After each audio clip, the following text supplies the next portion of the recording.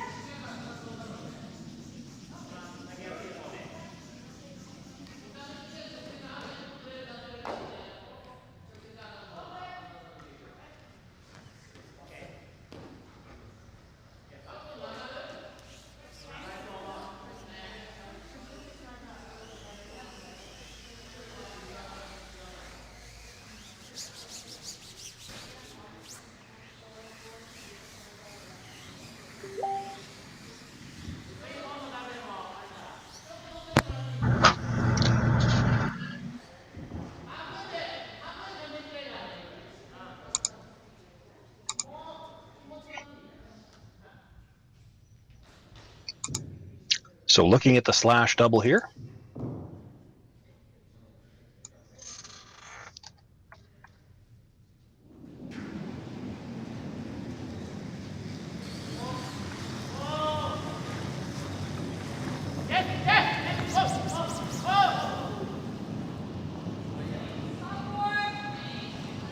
Wow, just slides by everything.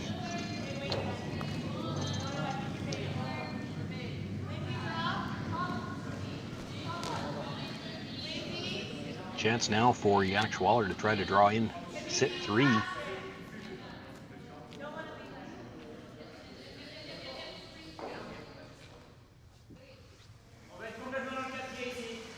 Sean Joyce here with you live from the Curling Stadium Martensville International. This is the men's final.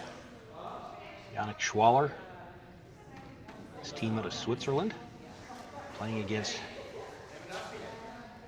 Riku Yanagisawa and his Japanese foursome. So a truly international final for this Martensville International.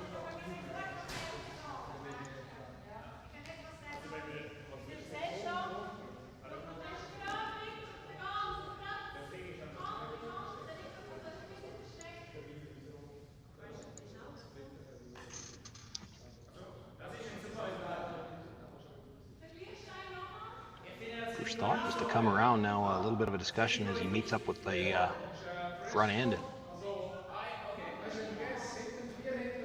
You have to think the concern here is if you come right around the 2 center guards,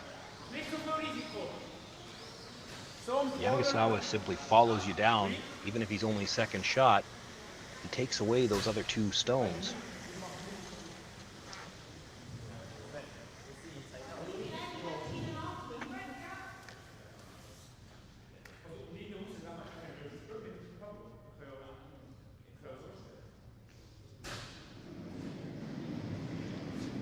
Tapping the ice in behind the corner guard as well.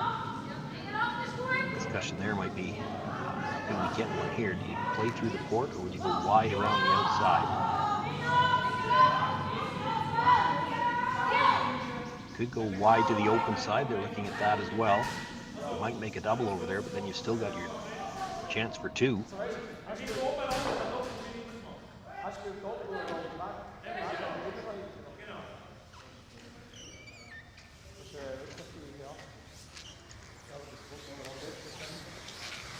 This is a new lineup this year. We do have a couple of players that have played together before.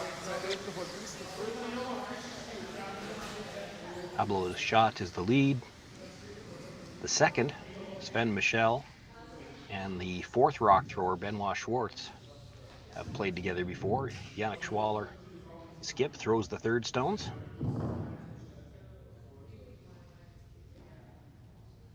It looks like they've opted to go towards the open side. They do have that rock in the back 12 foot there. There is a possibility they're going to leave a double, but as long as the Japanese skip can't get in behind cover, you're still going to have a chance for 2. The double still has to be made. They're looking to get this way out wide on the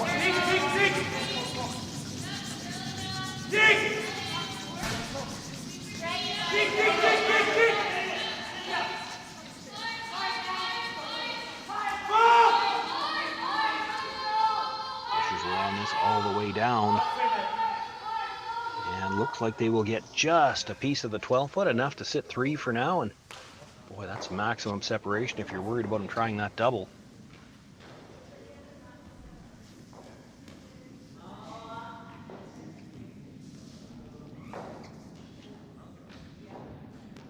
Riku Yanagasawa, the skip.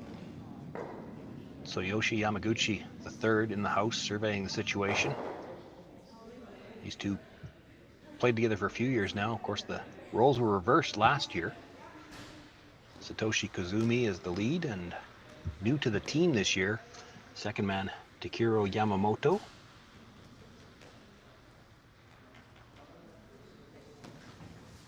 This squad has had a strong field to play against in their preliminary round. They played 5 games. All the teams played 5 games. In their 5 games, they played all 4 of the other playoff teams in the men's side.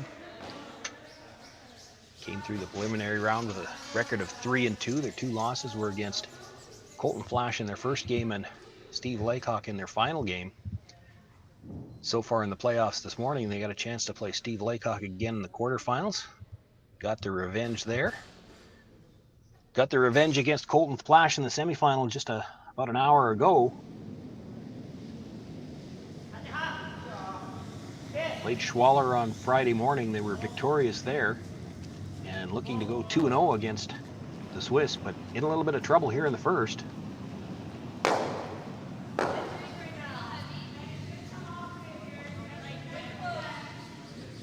Catches enough of that stone to make contact with the back one, but not enough to get it out of the ring, so leaves Schwaller sitting 2 right now.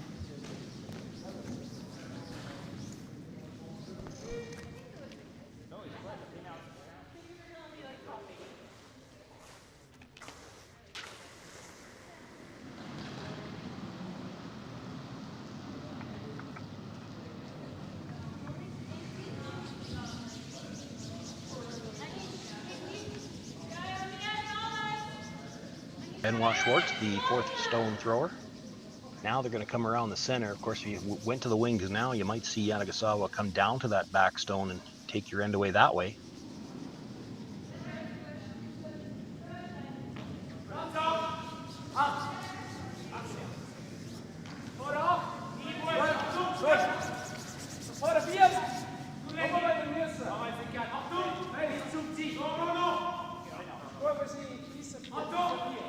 Ideally, might like to be just biting the 8-foot here.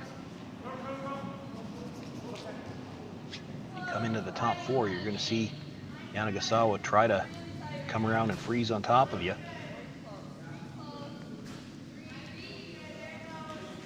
Gets full 4.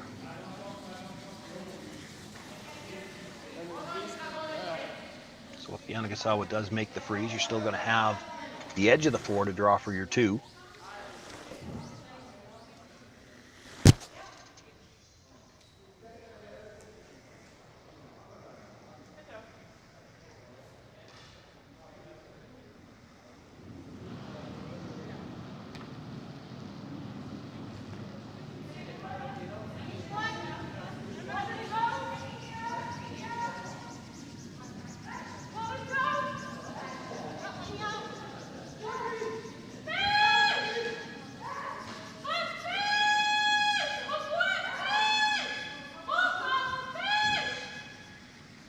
Big shot here in the first end.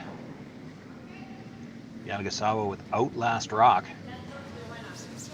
Facing 3. Needs to get a piece of this stone in front of the red shot stone in order to prevent an opportunity for Schwaller force him to perhaps get 3 or 4 here. Now this has got a lot of room and might be a little heavy, so trying to come by that top one now, maybe get down to the back one, and by doing that, they accomplish the same thing. They're not going to have a chance to get that stone out for a big multiple count. Does leave him room that he could come down to his own stone that he just threw on his first one and get 2 that way.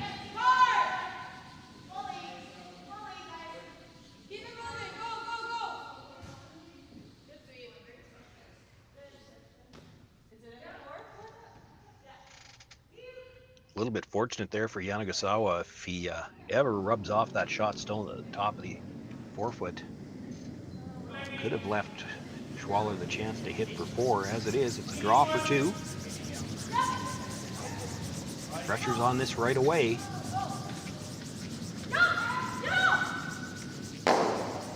Made the draw to the full 4-foot on his first. Needs to just about bite 4-foot here to get his second point. Pressure's easing up now just a little bit. Will come down past his own stone, grabs the corner of the button.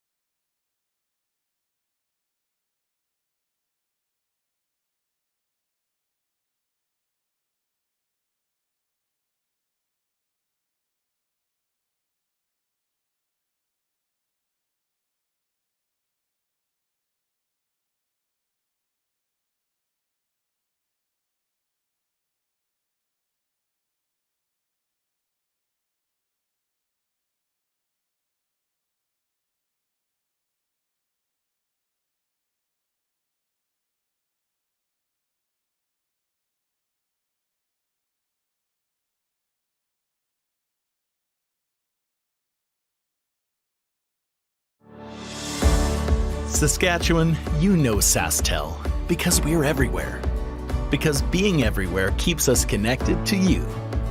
You are what matters most.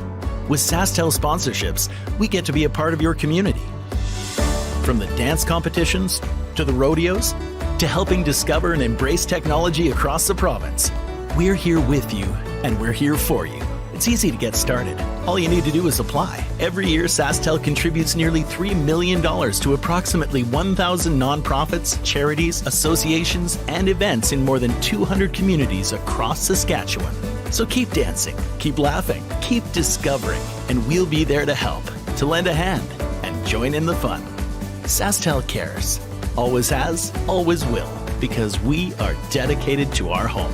To apply for sponsorship, visit sastel.com/sponsorships.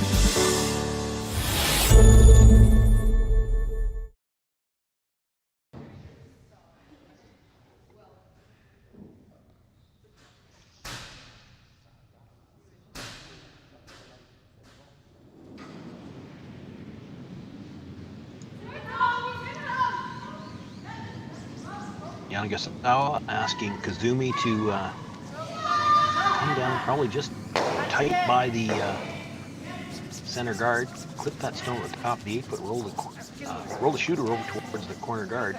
Not looking to throw enough weight necessarily to remove that stone, and if you happen to catch the corner guard, or pardon me, the center guard, which is what they're going to do here, you can split it off the center line.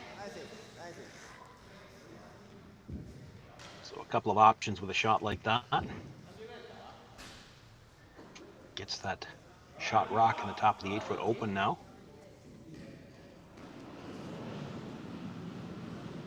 Schwaller will look to guard it again, but after this stone is thrown, the free guard zone has expired and you can start peeling those guards. Nothing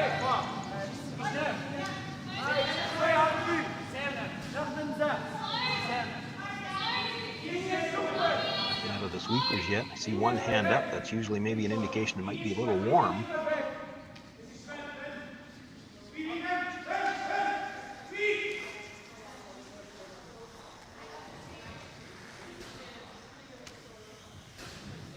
Gets the guard a little bit tighter, but in a nice line.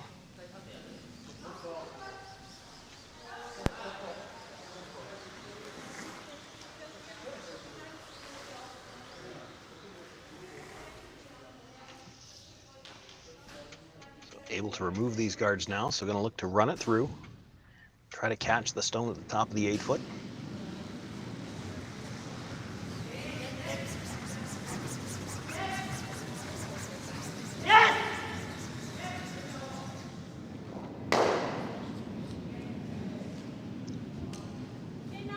Removes the guard, but pushes it by stone in the rings. Shooter rolls out play as well. Schwaller will look to put the guard back.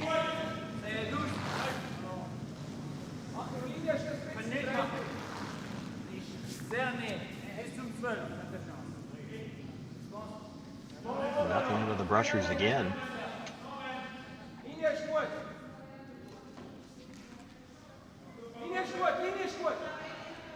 Needs to curl a little bit more to cover that stone, but already very tight to the rings.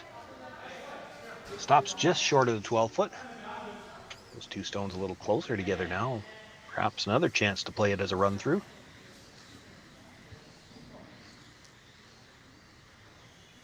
The other option, I'm surprised he didn't look at it, could play the half rock on the other side and play the double on the red biter.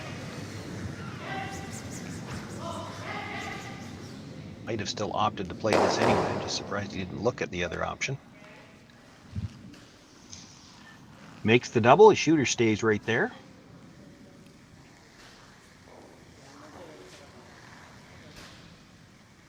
Yannick Schwaller, the skip, throws the third stones. He's down at the hack end now, looking to play the come around.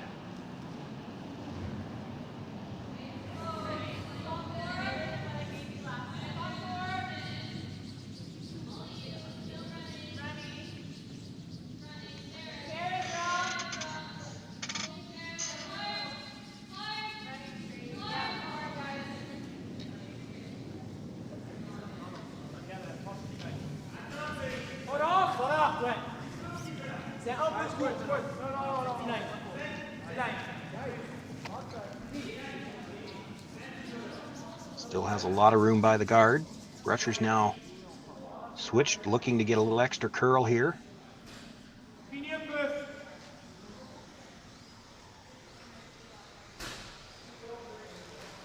Michelle trying to bring it back, get it buried as far as he can. Brings that into the top button area.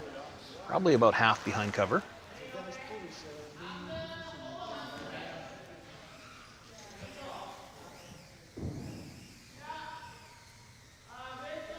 Enough room there, though, for Yamaguchi to make a play on it. Try to hold the shooter on the corner.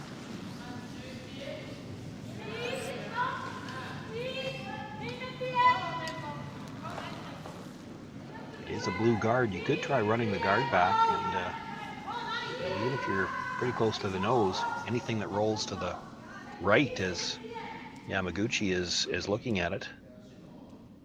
Anything rolling to the right, there's 3 guards over there to protect you.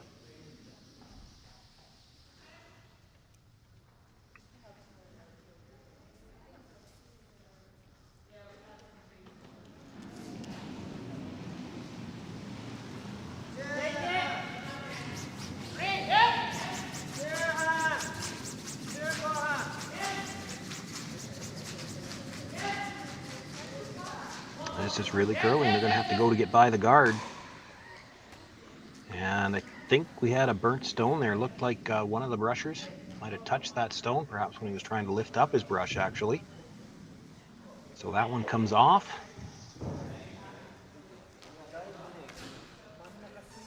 Unfortunate there for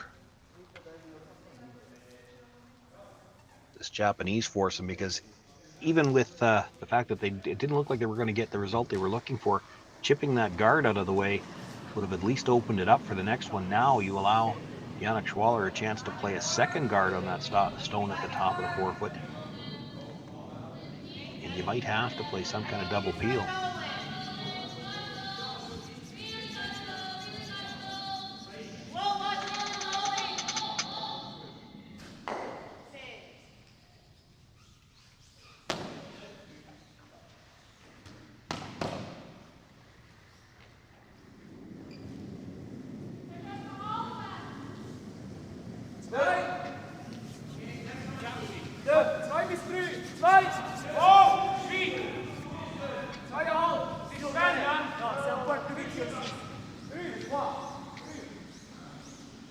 Just looking for the guard here. That stone he put in on his first, about half exposed. So looking to take away that half.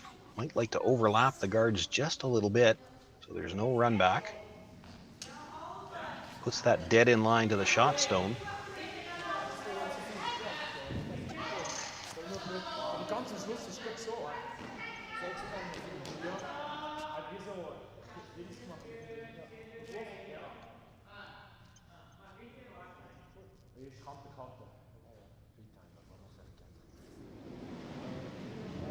Yanagasawa asking him to come down and sit on the face of that and bump it back a little bit. I thought he might play the double peel, or pardon me, the double run. Red over the top of the blue, straight back. There's the possibility if you do that and make it well enough, you could kill the shot stone and roll a blue in behind cover on the corners at the very least. Open up the middle.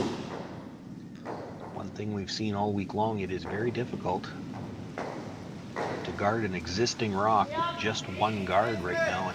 There's so much finish. You can usually get at it from one side to the other.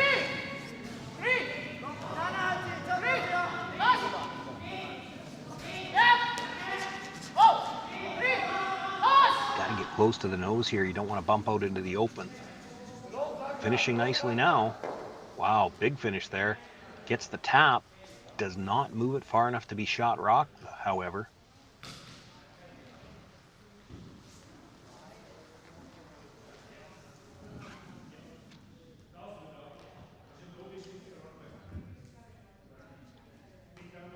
That should give fourth rock thrower Benoit Schwartz a chance to throw another guard. Take away the path that they just threw so they can't get down and do it again.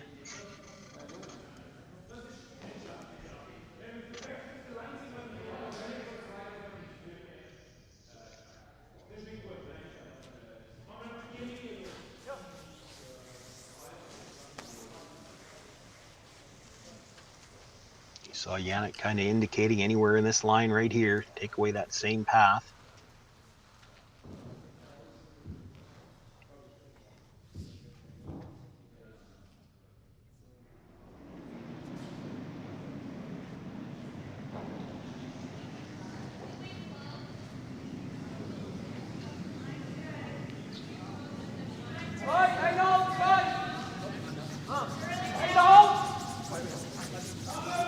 Rushers picked this one up right away. Line seems to be holding. Still got one brusher on. He wants to go.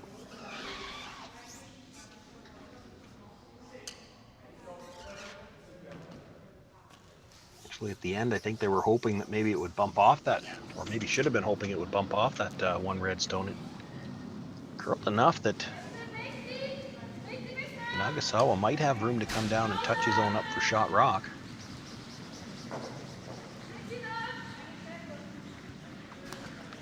Could play the double peel.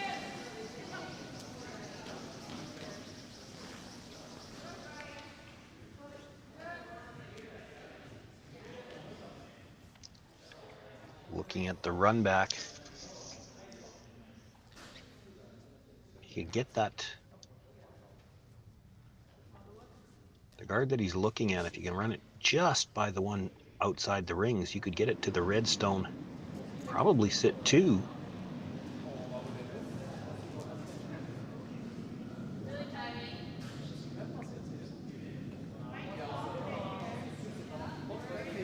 Don't have to throw big weight with this either. If you hit it just a little bit too thin, quieter weight, put it onto your own stone out front of the rings, you could split them both in.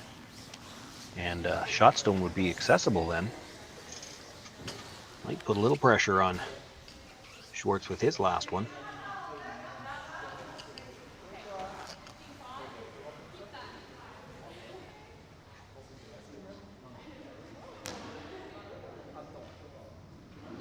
That broom, you got to think he's throwing a full weight hit here.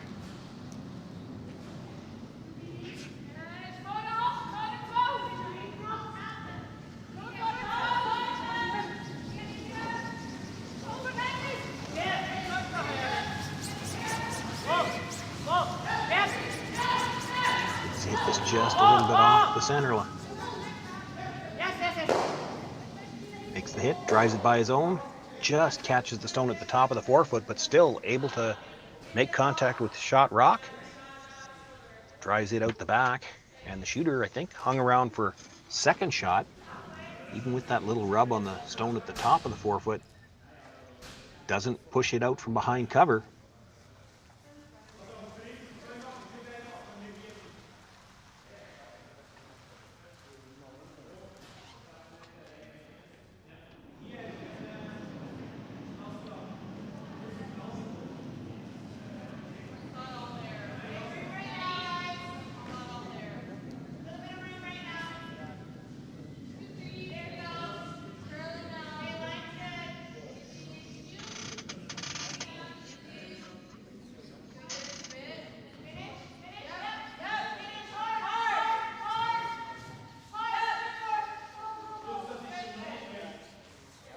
So looking to make the draw, come down, sit on top of that blue stone.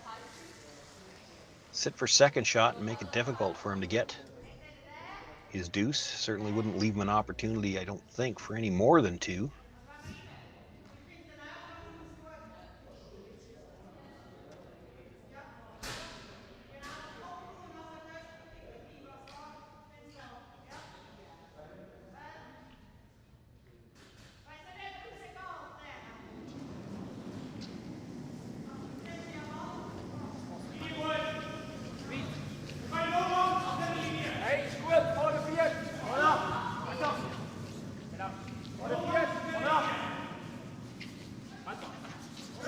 Sweeper's just waiting for this one to curl. A lot of room by the front ones.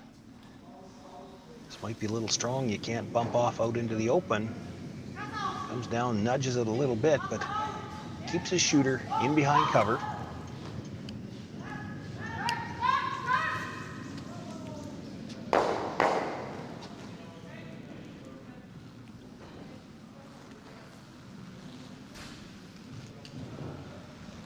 Looks like perhaps the only shot Yanagasawa's got left is to try to draw to the very edge of the forefoot. He's got to get around the one that Schwartz just threw.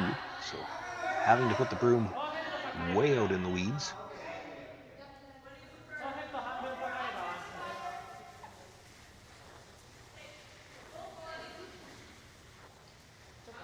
Someone might have been wondering about the draw on the other side, but the stagger on the guards is just the wrong way.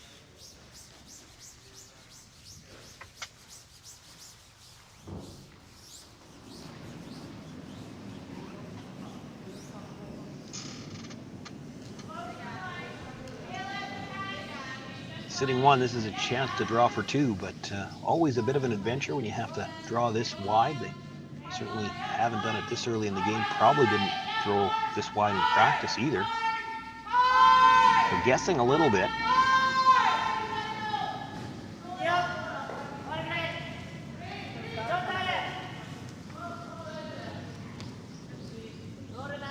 Rushers staying close, but they've got to wait for a line call. This is still on the outside of the redstone in the 12-foot. Sweeping now for some curl. It's going to rub that stone a little too thick. Comes on to the one just thrown by Schwartz, and it is just a single point for Yanagisawa. He takes one here in the second. Schwaller with a 2-1 lead, and last rock going into the third.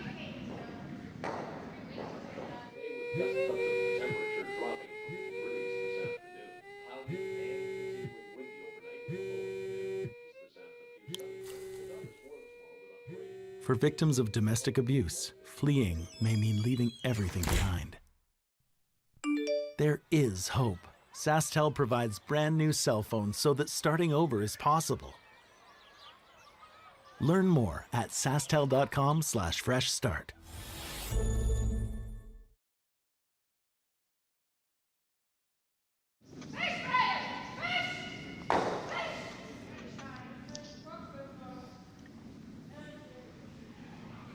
Two ends complete here in this championship final from the curling stadium Martensville International. My name is Sean Joyce. I want to thank all of you who've been with us all week long. Been some exciting curling action in this truly international field. And as we look across the two finals, the men's and the women's final, we've got three of the international teams have made the final.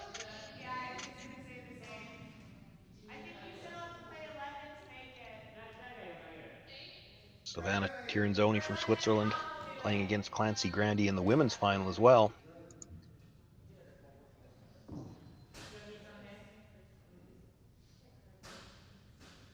2-1 here as we begin the third end. Yannick Schwaller with the lead and last rock. Riku Yanagisawa asking for a center guard.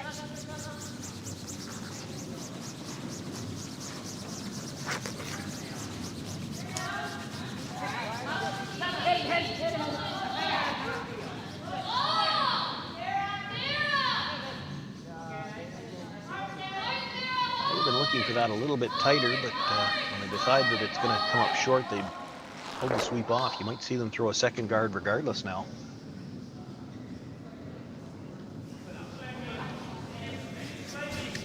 Yannick Schwaller looking to come around that guard.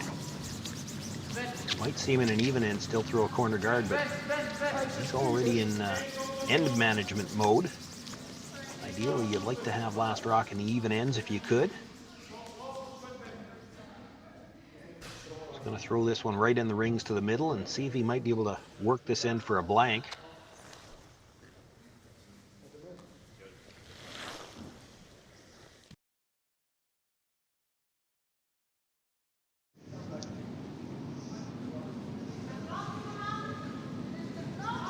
Yanagasawa looking for the second center guard now.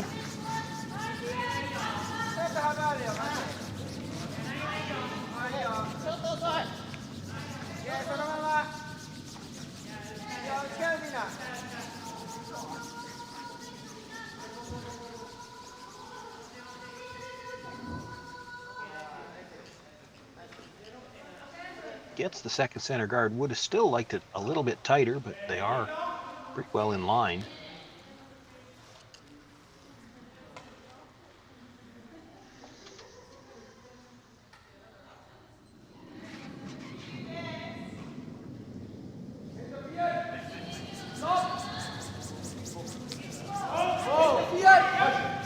Pablo Lachot being asked to come around again.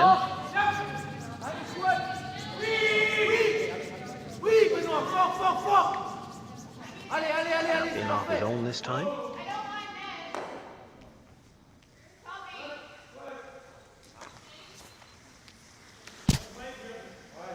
Keeps the shooter a piece in behind cover and gets the open stone a little bit farther away from the guards.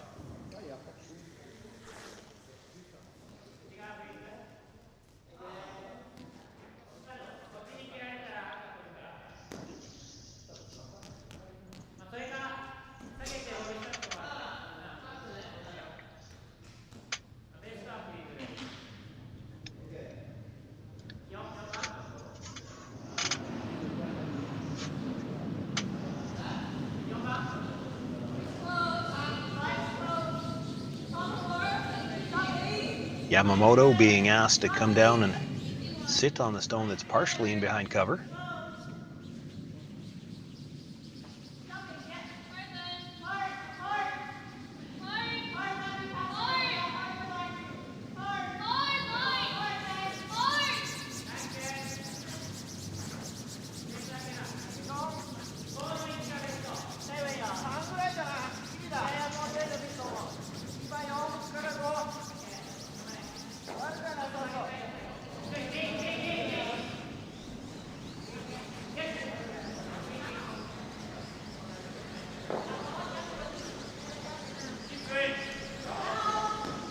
Does come down, sits right on the face, a couple of inches in between them. It is still Schwaller sitting 2.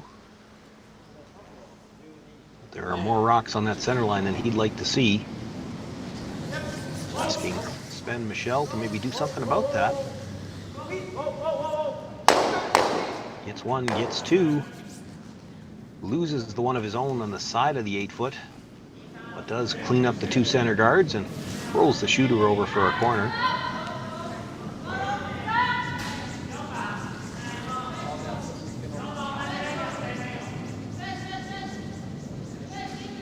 Would have liked to have kept his own rock at the side of the 8-foot there, but priority right now is getting that center line clear. He's still thinking blank end if he could get it here anyway.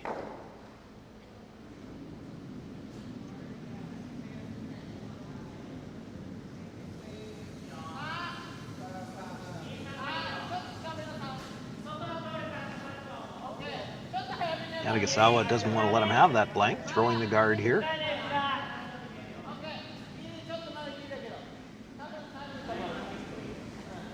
You can hit that blue stone at the top of the 8-foot and always kill the red in behind it. The problem with that is you leave the double, and Schwaller probably has his blank. If you're going to play that, you're going to do it very late in the end.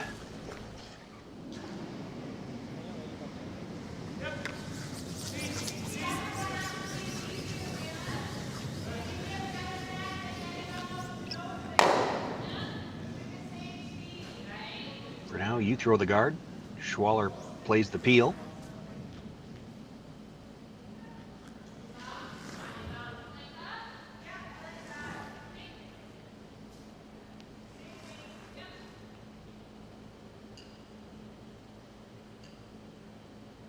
I expect that might happen 2 more times yet at least.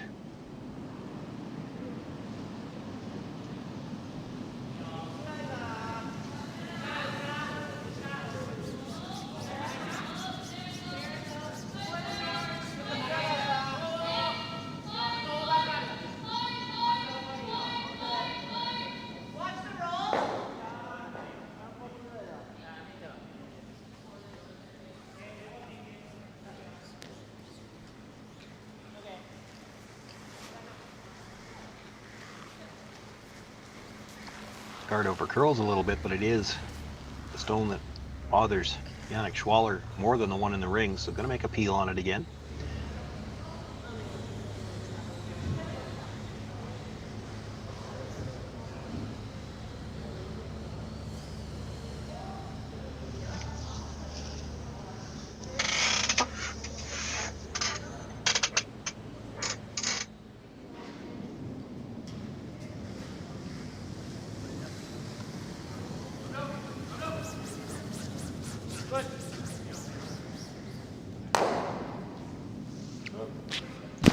does roll his shooter out of play.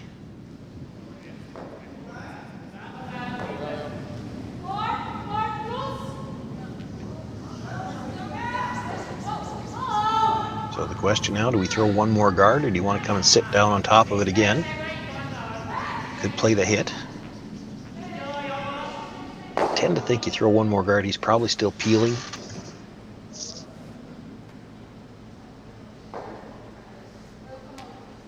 I think the indication was they're going to try to come right in, sit on top, freeze to your own.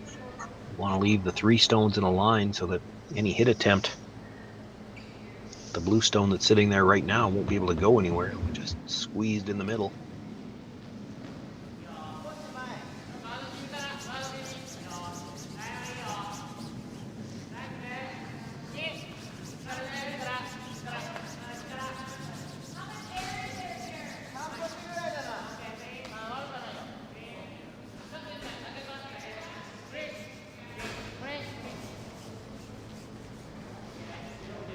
I may have opted for one more straight guard.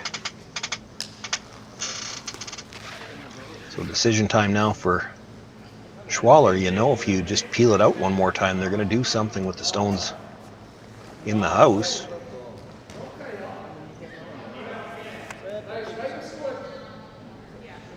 Looking at coming around the corner guard. I don't know if you can get dead buried and be second shot rock, but you can get a piece behind and sit 2. You have to be a little bit concerned that Yanagisawa could play the nose hit on the blue guard. Leave himself sitting 2 in behind cover.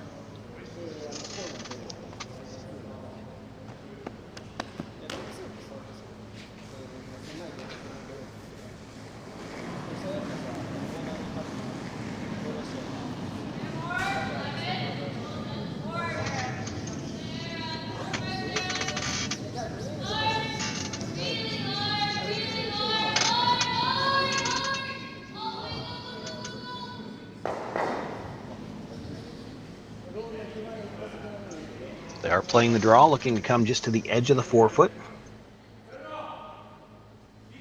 Maybe get a sliver of it behind the guard.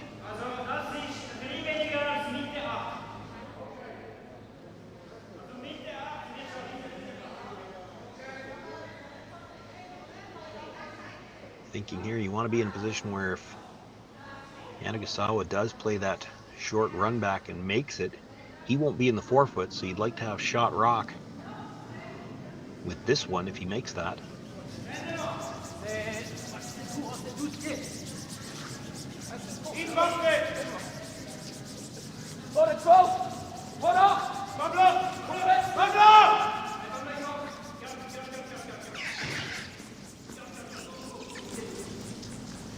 Pressure around this all the way down might be just a little bit light.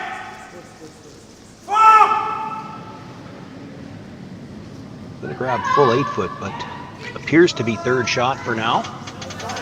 It is buried.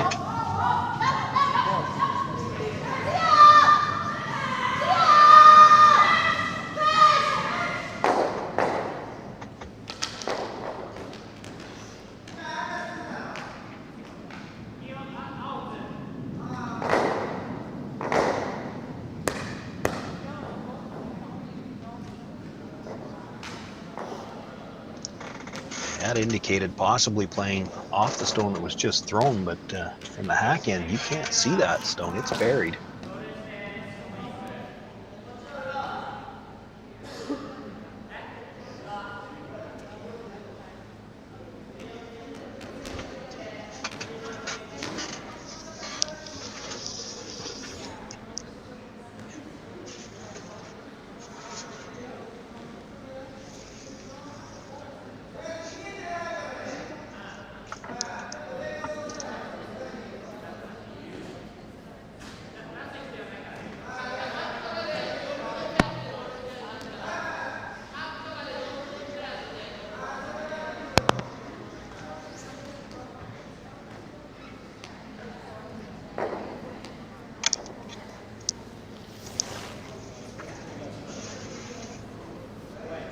Looks like they're still looking at perhaps coming around the guard. Just quiet wait. Try to get to the stone that was just thrown. Move it out from behind the guard at least and roll the shooter over in behind the 3 stones on the right side as we look at it.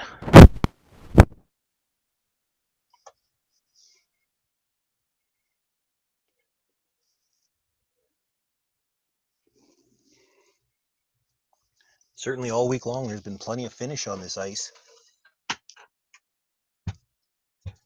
Has appeared today like it might be getting just a little bit straighter, not as much finish. It's going to make this shot a little bit tricky.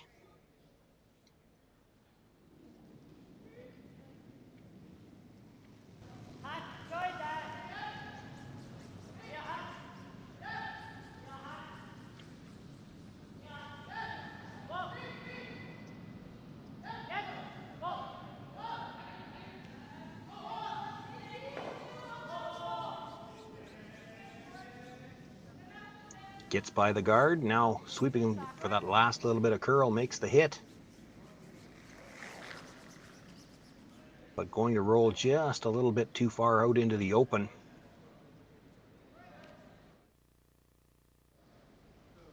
Schwaller continues to sit one and now might have the opportunity to freeze down to that stone at the back. Could put it back in the same spot as well.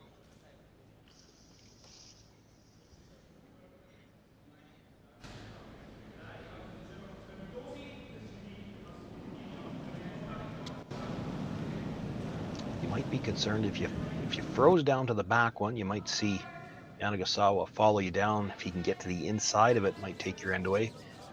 Same time though, if you play the same shot and Yanagisawa makes the same shot, he can't roll out of the forefoot. His own stone will act as a catcher.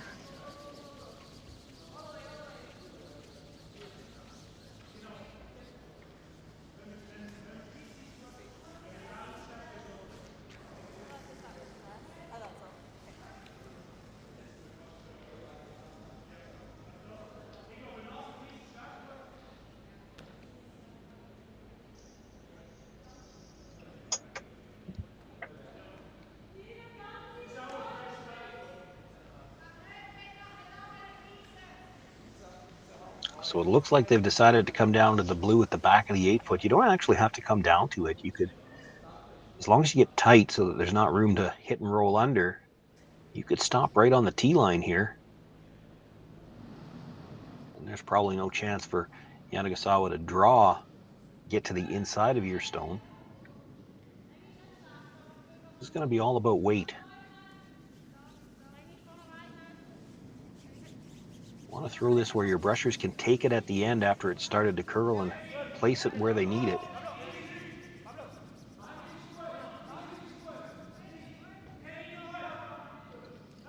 Haven't had to go yet, but they're close. Starting to curl now. Still got room by those 2 stones in the rings. Going with the offside sweep to try to get that last little bit of hook.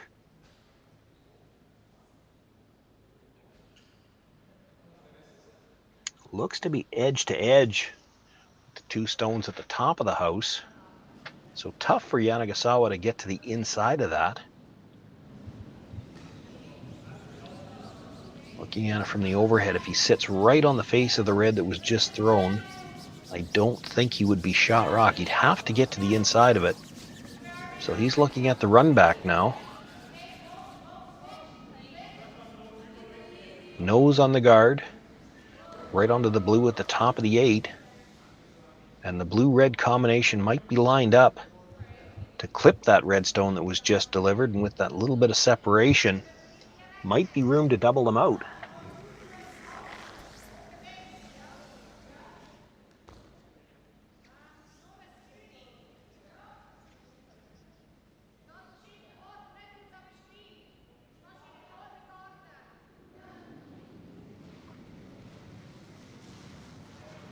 Final stone for Riku Yanagisawa here in the 3rd end without last rock, looking for the run back double. On the guard, catches the one at the top of the forefoot, clips the stone at the back. It does move the blue stone as well. think the red rolled farther than the blue, so I think it is Yanagisawa sitting 2 right now. It did stay biting. Now the one I can't answer about is the one on the side, whether that one were straight there or if it came off the boards. That would have been one of the guards. I presume somebody was watching that, so it's just an opportunity to draw here. Benoit Schwartz needing bite of the forefoot. Can pick up his single point here.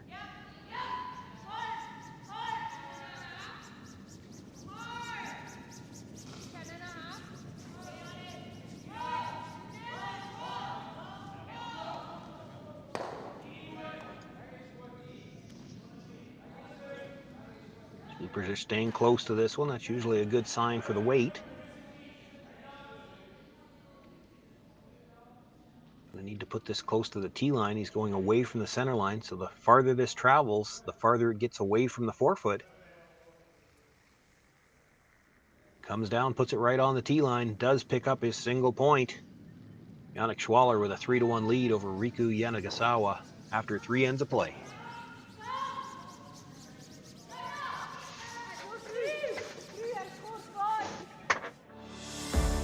Saskatchewan, you know SaskTel, because we're everywhere. Because being everywhere keeps us connected to you. You are what matters most. With SaskTel sponsorships, we get to be a part of your community. From the dance competitions, to the rodeos, to helping discover and embrace technology across the province, we're here with you, and we're here for you. It's easy to get started. All you need to do is apply. Every year, SaskTel contributes nearly $3 million to approximately 1,000 nonprofits, charities, associations, and events in more than 200 communities across Saskatchewan. So keep dancing, keep laughing, keep discovering, and we'll be there to help, to lend a hand, and join in the fun. SaskTel cares. Always has, always will, because we are dedicated to our home. To apply for sponsorship, visit sastel.com/sponsorships.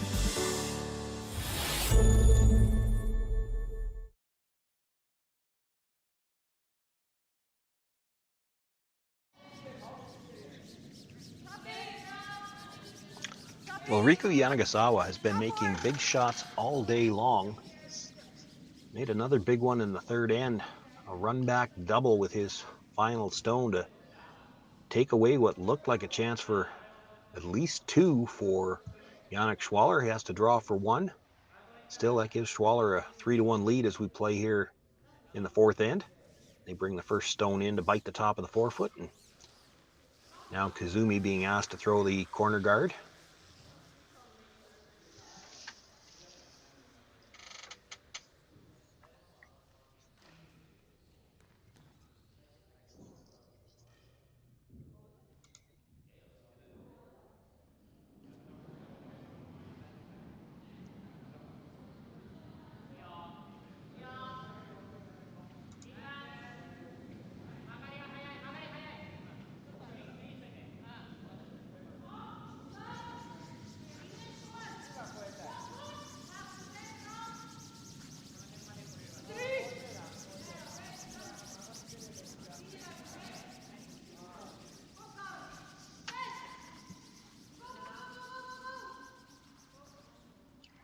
Corner guard thrown up, and now Yannick Schwaller will ask Pablo Lachat to throw towards the center. I think they're still playing the center guard here.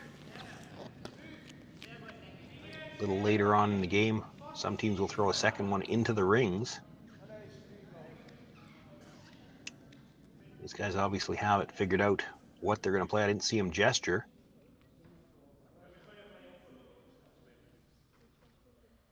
Looks like they were trying to play the guard. It's going to stop in time just.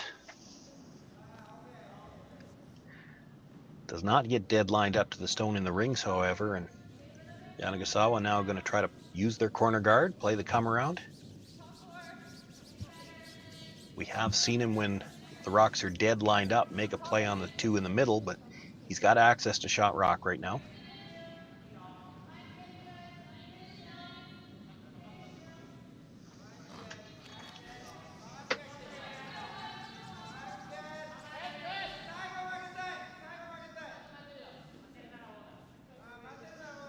Got a nice line coming around the guards. Just a question of how far back can you get to get this buried now. Actually keeps it in front of the tee line and still dead buried. Boy, that moved hard at the end towards the wing.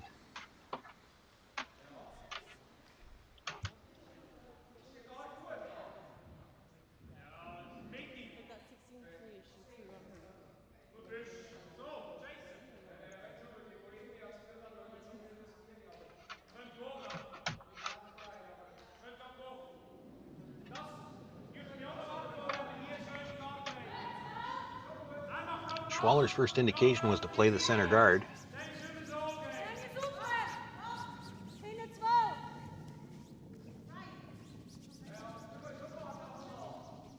Might be some concern from the other three players. They'd love to be able to make a play on that stone in the rings. It's just that you're still in the free guard zone and there's some risk associated with that.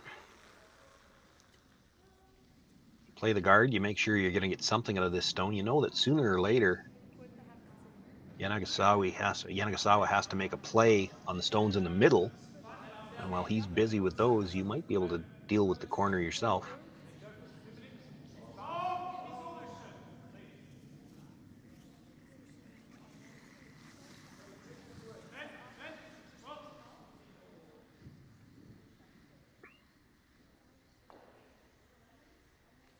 Comes down, sits pretty much right beside the other tight center guard.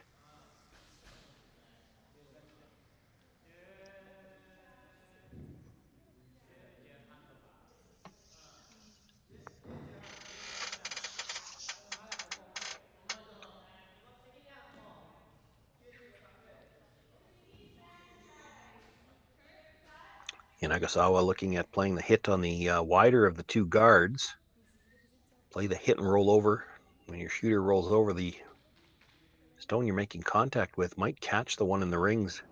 At least jam it out from behind cover.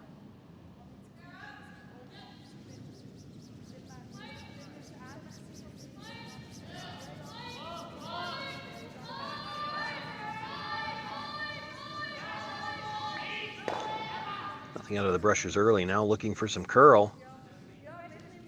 Gonna catch about half. That's enough to make contact with the stone top of the 8-foot. Moves them both. Doesn't get either one of them out of the rings. And his shooter rolls over to the corner. It's Schwaller sitting 2.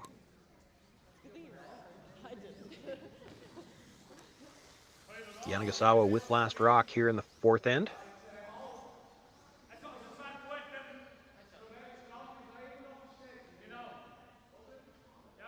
Got some rocks starting to pile up on that corner.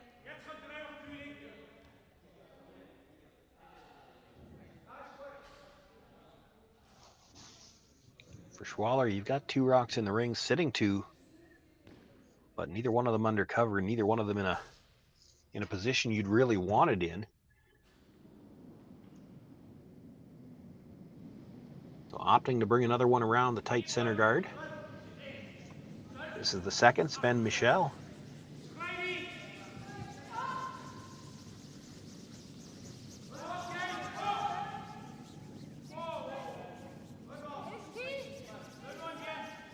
All kinds of room by the guard.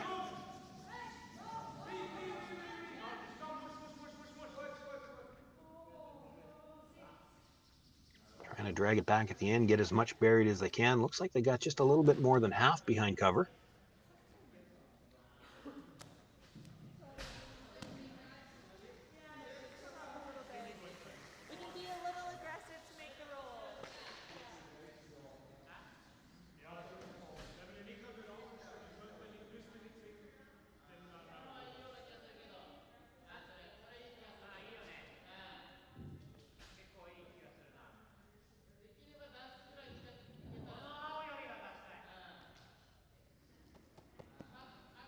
Going to look to move that stone. Gestured towards his own at the edge, so I think maybe thinking we want to move this enough to bring the blue back into play, perhaps.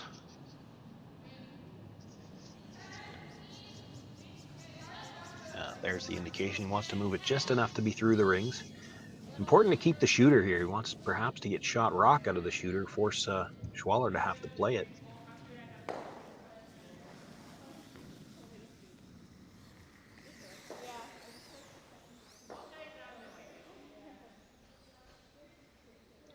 indication, of course, was he'd like to roll right in front of the other red stone at the back.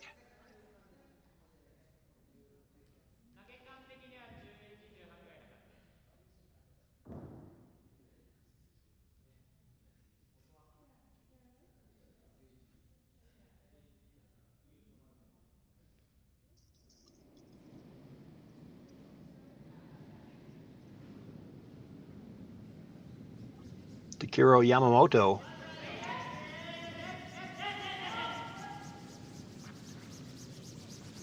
on the brush early here. Well, not going to get by, so they want to make sure they hit it hard. Enough to drive it through the rings. Schwaller sitting 3 now. None of them behind cover.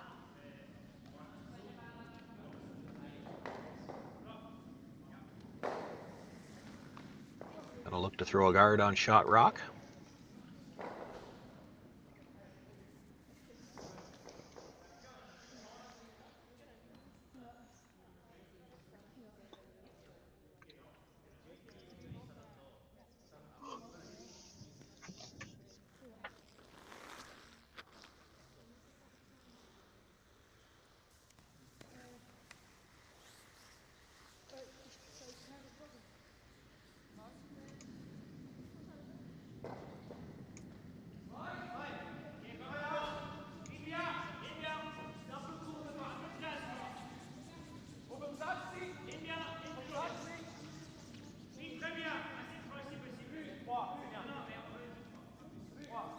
Brushes have been off and on. This is going to need to curl if it's going to cover that shot rock.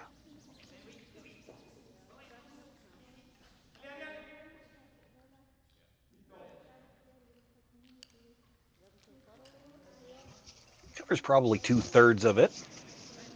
Still available from the out turn if Yanagisawa wants to make a play at it.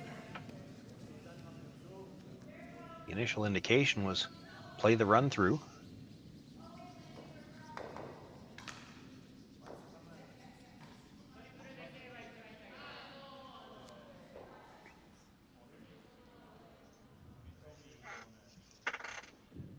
Lining it up to run it over the top and maybe get 2 of the rocks in the rings moving if you could.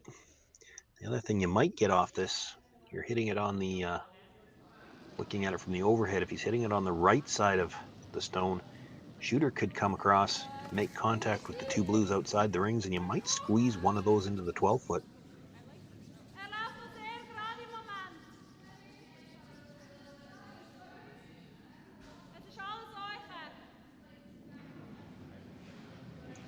So Yoshi Yamaguchi looking for the run through.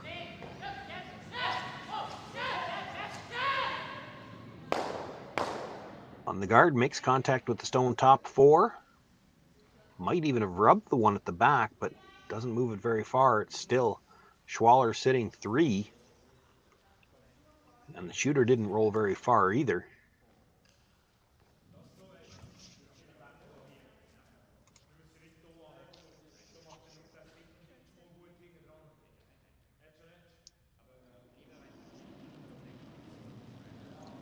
You could guard shot stone, but there's a double available on the one at the side of the 8-foot. So looking at trying to tuck a corner around the blue corner guard.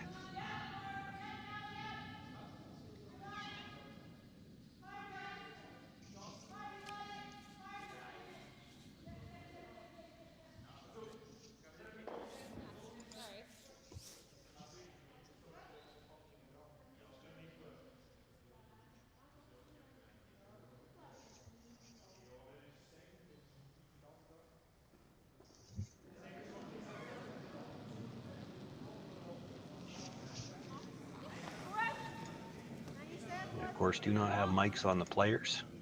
And I confess that if you can hear the players through the ambient mics on the ice, I don't have access to that audio either, so I'm not sure what they're discussing here. See Schwartz looking at that's the double. We can't guard shot rock. He just plays this double.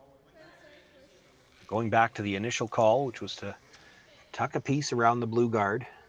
You don't necessarily need to be dead buried here. You just want to choke off the guard, sit 4.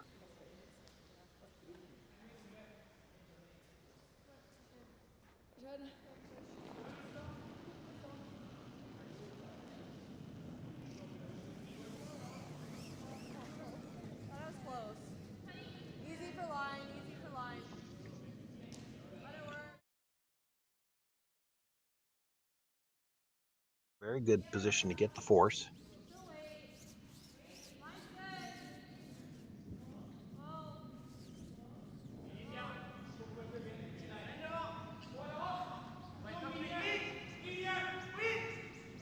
If you can make Yanagisawa look at enough stones with his last one, you just never know. Slight miscue can turn into a steal.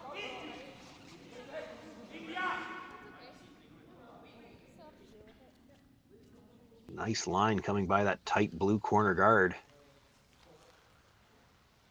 Brings his shooter in, grabs a nibble of the forefoot, in behind cover. Boy, maybe even too far in behind cover now. Yanagasawa eyeing up the run back, and it's straight enough run back that he might even be able to stay in behind cover.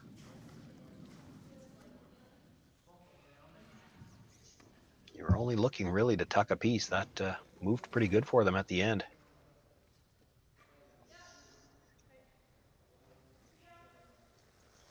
It's one where you almost can't decide how good you made that shot until you see whether or not he sticks the run back.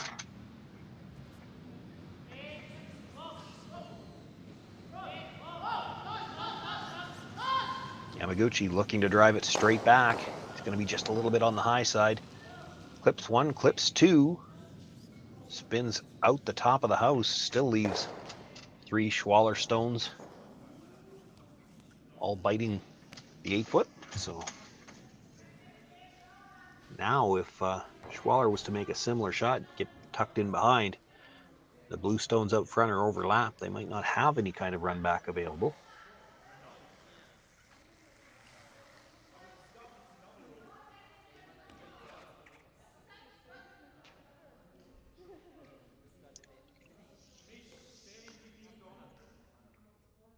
Have to be a little bit careful here. You don't want to leave a stone in a position where Yanagasawa could freeze to it for shot rock. You know he's going to try to set up a deuce with his first stone.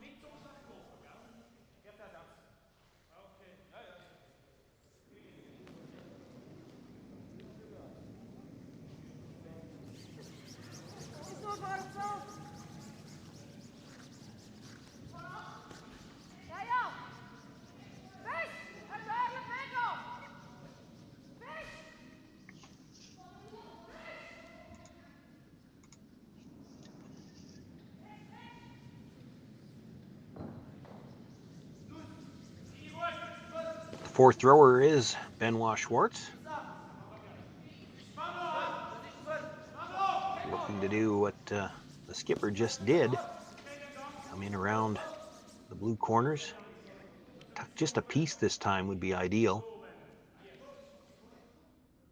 Got a lot more room coming into the house.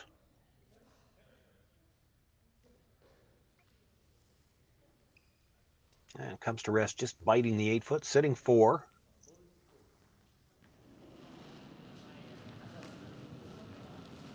He didn't have the line to tuck. Probably better to be higher like that anyway. Doesn't give anything to Yanagisawa.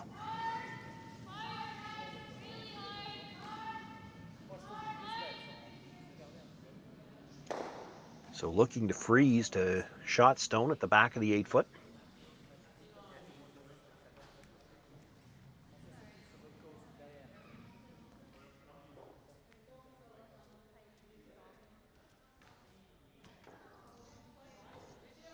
If he locks this on the corner and Schwartz tries to blast it out and ever happen to jam on that stone at the back 12, there might be a double left on the 2 reds at the top 8-foot. Long double, it'd be thin.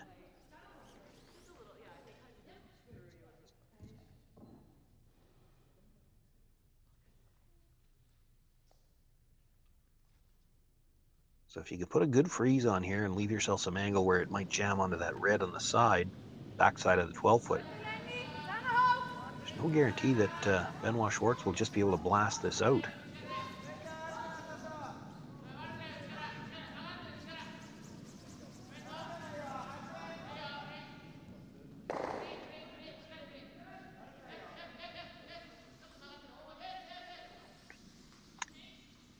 Want to try to keep center line side, if anything, if you can, and that's just going to over curl a little bit, and that definitely allows him the chance to blast it out.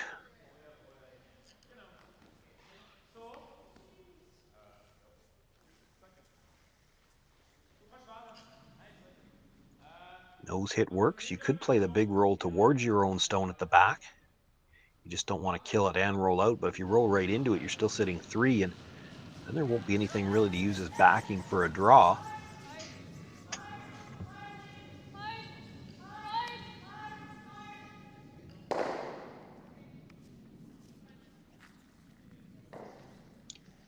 Great weight on that last draw, just curled maybe 2/3 of a rock too much.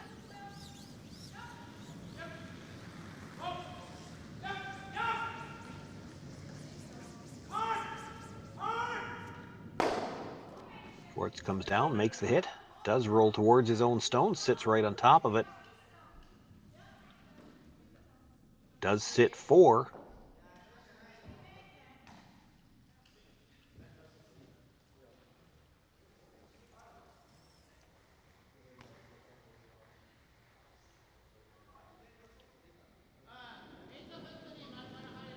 Yanagisawa going to play the draw, same draw he just threw.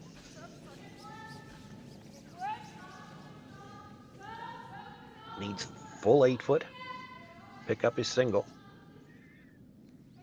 But it's still a draw against 4.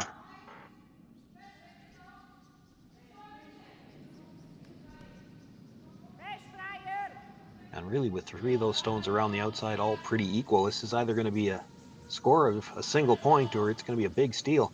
Brushers jumped this one right out of his hand. Backing away now, so they feel the weight's close.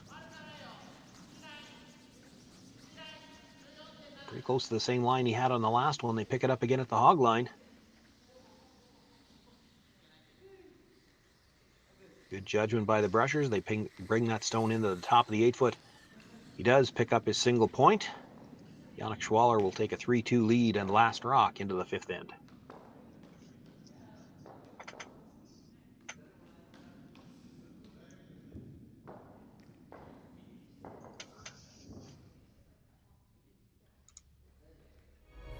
Imagine a place with endless possibilities.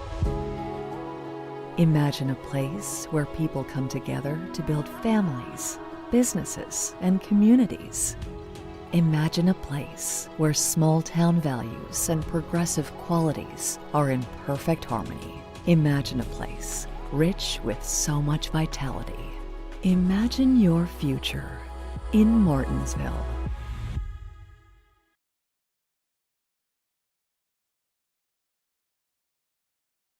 We asked Saskatchewan what they know about 5G. More speed, more innovation. It's gonna make our lives a whole heck of a lot easier. This is what 5G looks like. Better, faster. Sounds like one more G. Sounds pretty good. I don't know what it means. All you really need to know is the future of 5G is here and will continue improving through investments in network technology.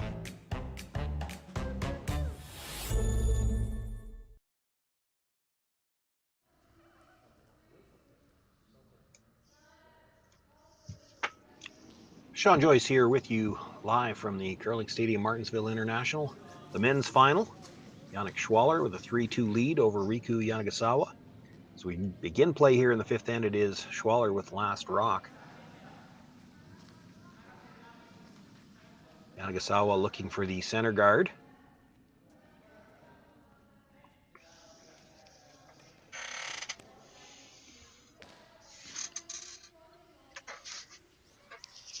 Saw Schwaller in the 3rd end opt to come around the center guard. Looks like the call is going to be the same here in the 5th.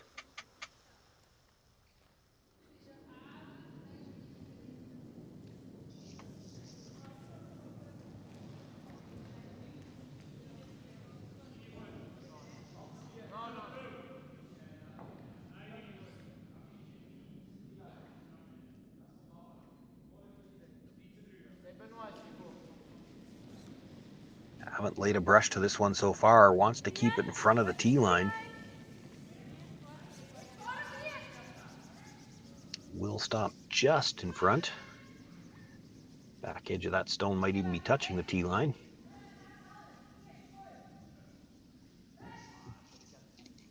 Yanagisawa looking for another center guard now. A little tighter. In behind the long one.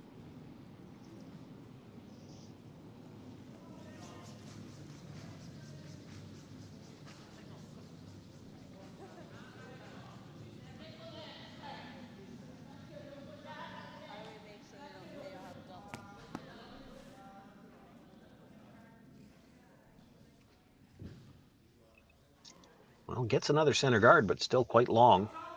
Overlaps the two of them. We're not going to be happy with that. That's a situation that allows Yannick Schwaller at the first opportunity to double peel. Those two go pretty easy. Still on the fourth stone to the end here. Can't do it yet, so going to come around again.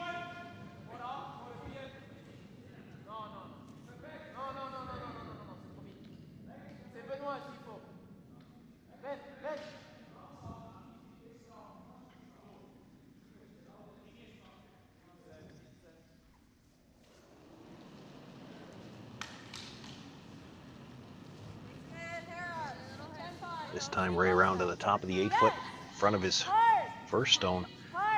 This is a really good setup here early for the Schwaller team here in this fifth end. The two guards overlapped, almost touching each other. It's a pretty easy double peel. Yanagasawa up there looking at, is there any way we can move these around a little bit, make it a little tougher at least? Your other option is to just come right around them. Realize that those two guards are essentially only one guard. They're going to get peeled on the next attempt.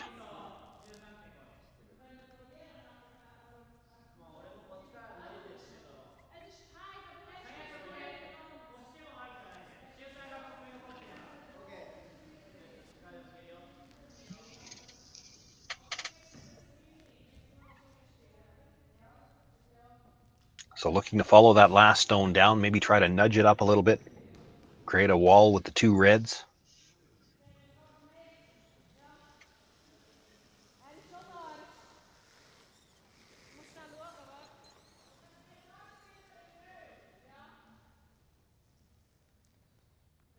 Yamamoto looks like maybe he felt something underneath the rock.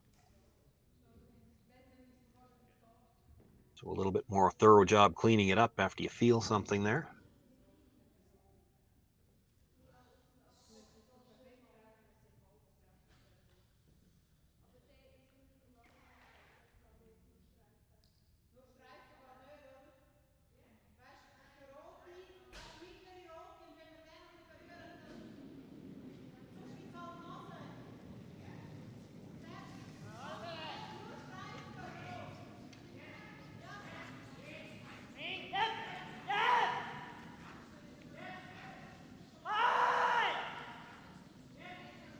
Really going to have to go to get by the guard now.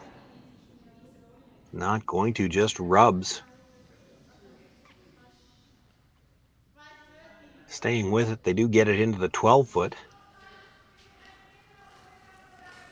There's a saving grace for Yanagisawa off that particular shot is that now Yannick Schwaller probably can't play the double peel because it may well drag right into the two stones in the 4 foot.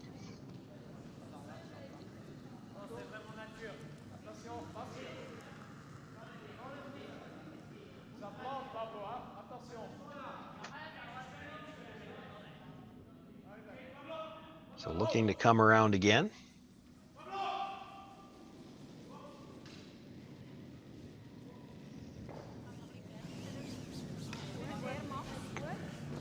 Touches their own stone up, bounces off a little bit. Does leave a bit of a pocket.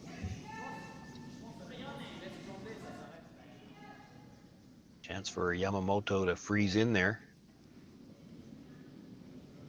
He just straight freezes right now. I think he might be third.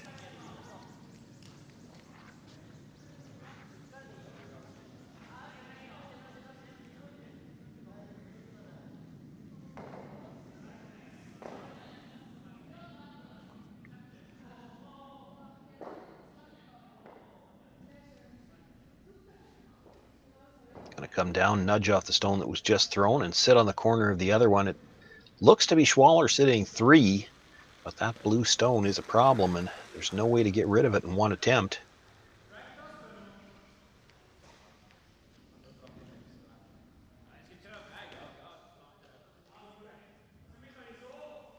And the scary thing is the lineup on the double peel.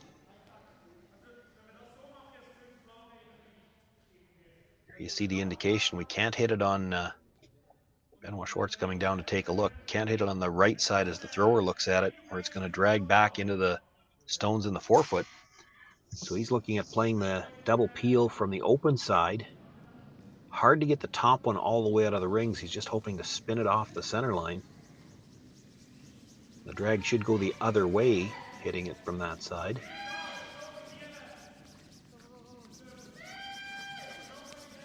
Still a chance it could hit something. I mean, there's 5 rocks there, and the only way to get it through without touching anything would be if it went between the blue, the top 12 foot, and the red sitting in the 8 foot. That's looks like a skinny port.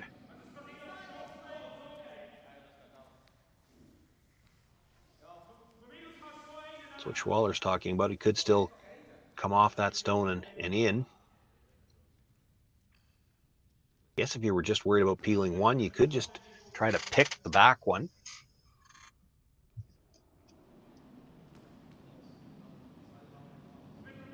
You'd hate to flirt with going by it, though.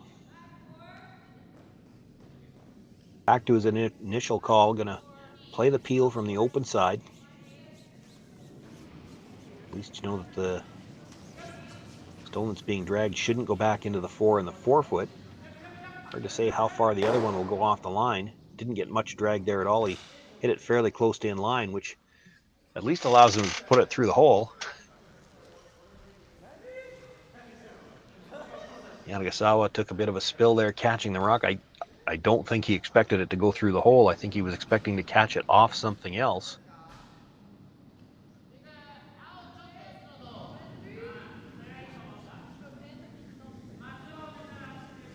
Says he's okay. Up and looking at what he's got to throw at here.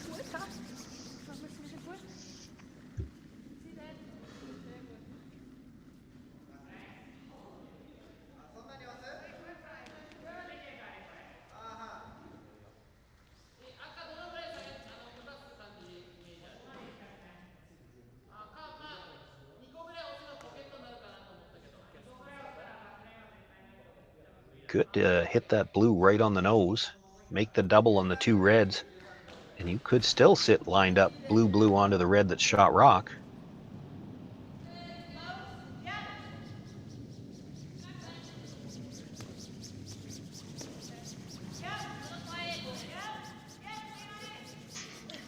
That ice, I don't think he's looking to throw very hard at this, so maybe just trying to jiggle some things around, maybe put a red stone behind the tee line and leave the blue lined up into the reds.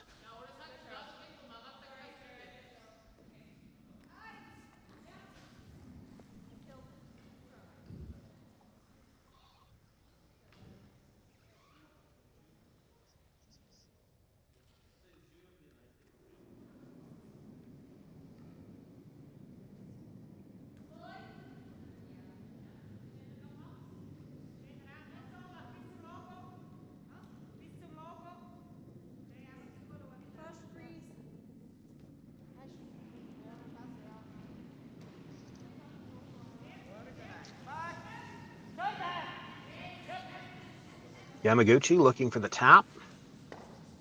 Blue onto red behind the tee line ideally. This is really curling early. Might have got this going. Gonna have to go to get by the guard. It's just by the blue stone in the rings as well. Moves the red over a little bit, but his shooter rolls out into the open. Schwaller sitting 2.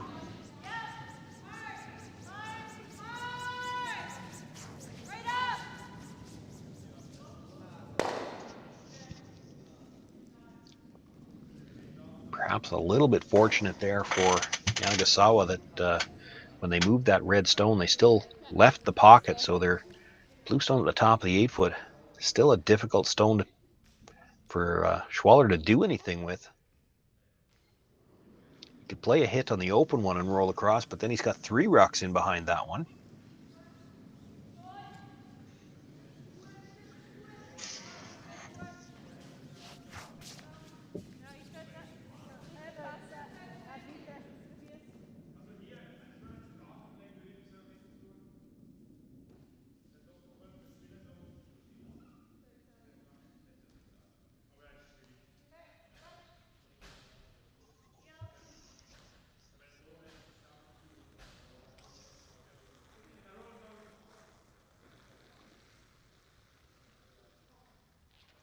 You can see what they're looking at with that blue stone. You need 2 shots, really. Maybe 3 even to have a shot to get it out. But the other side of that is that right now, with the 2 red stones in the 4-foot being corner frozen on one another, Yanagisawa, in order to get shot rock, would either have to blast it or he needs to bump it twice. So make the play on the open stone.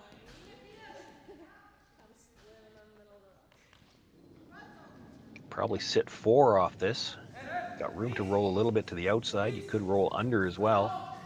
Might even be nice to roll just edge to edge with the guard so that if Yanagasawa does make some kind of tap up, you could still use this stone.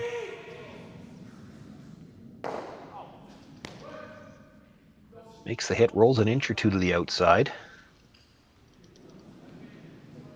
Sits 4.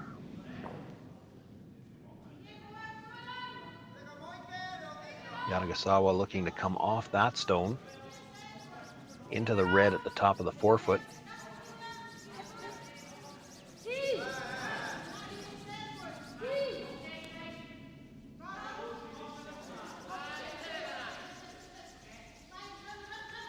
Looking at the same attempt again as well.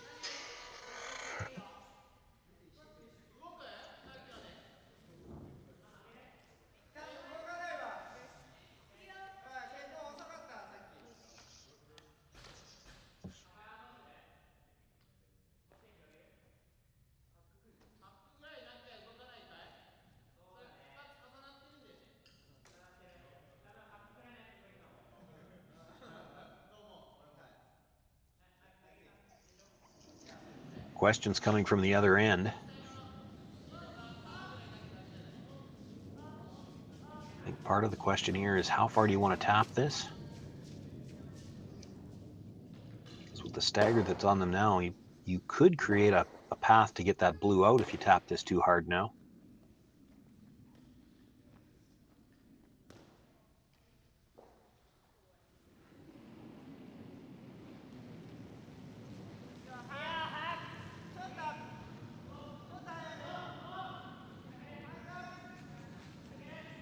Looks like he's throwing enough weight here to try to move both reds. This is going to have to curl. He's still very thin on the blue at all. Touches it. Shooter touches the other red beside it. Spins all the way out.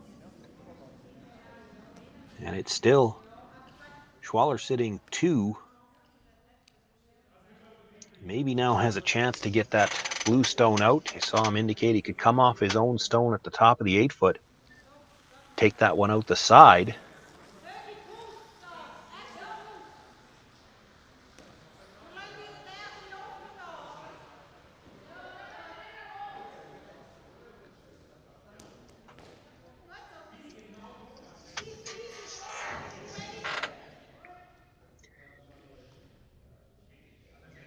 See him talking about the freeze into the reds. I don't think that's a shot they're looking at playing. I think that's the one they're worried about leaving.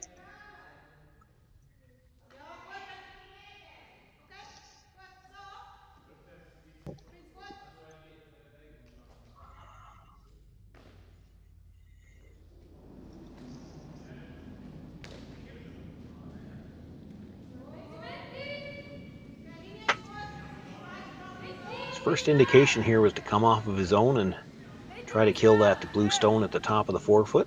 That's the one they've come back to. It's thinner than you think. When they make contact with the red stone, there's still a rock's width in front of that blue. If you want to come more into the side of it if you can actually hit this fairly thin.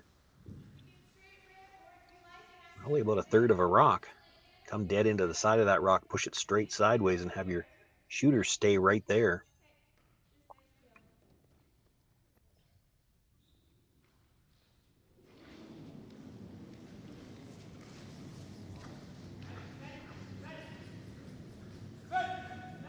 Had the brush on early, now already switching sides, try to get some extra curl. He's going to be pretty thick on the first one, comes across, just nudges it.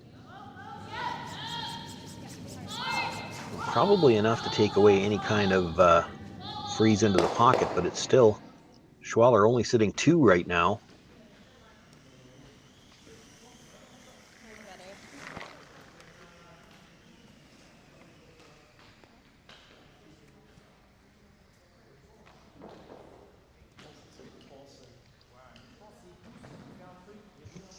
Yanagasawa looking at the blue-red combination just to tap it back forefoot. Still needs to have something protecting it from the back. Now you could always blast that and kill the red stone. The problem is then there'd be room to pick out the blue stone for 3.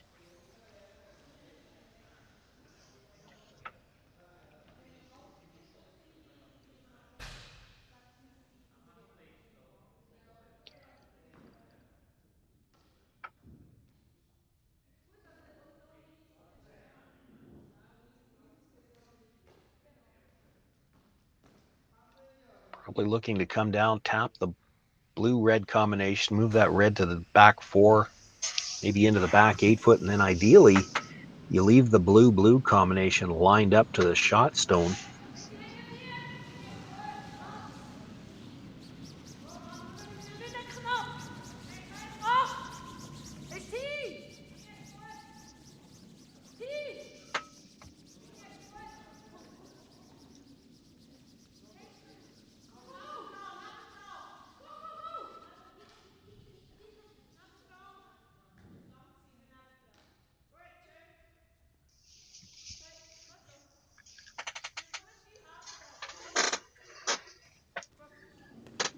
Not a great situation here for Yanagisawa, looking to salvage something.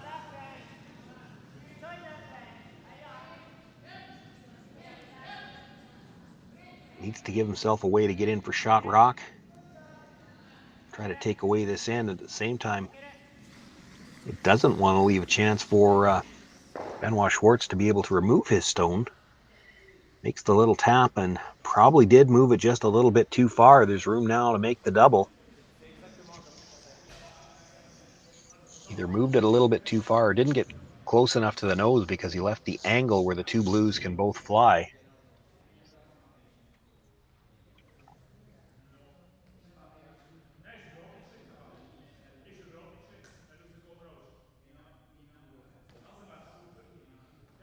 Yanagasawa is going to have a shot at the hit and roll off shot rock after this is made. May elect to just freeze when he's playing against 4.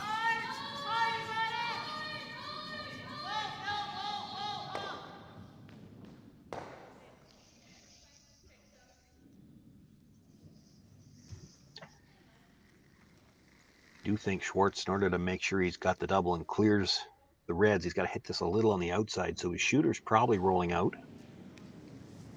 Maybe not all the way out of the rings, but towards the outside. Got big weight.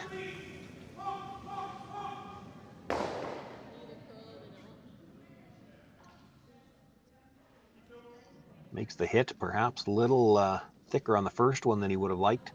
Clips one of his own on the way by, but his shooter does stay. So sitting 4. Probably makes any thought of the freeze unlikely. There's no pocket there now.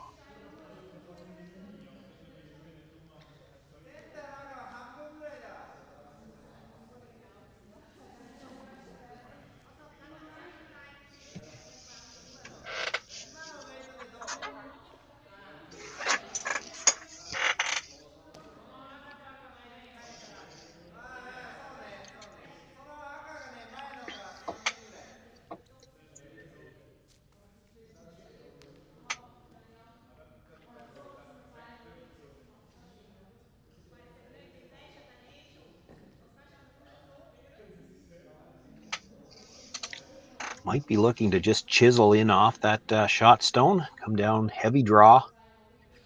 to the inside of it, move it back a little bit, and have your shooter roll to the back of the button.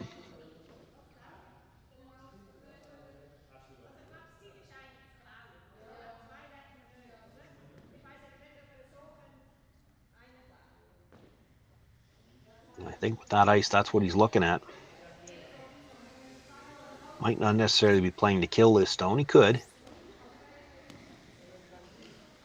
This is all about where you roll to, though.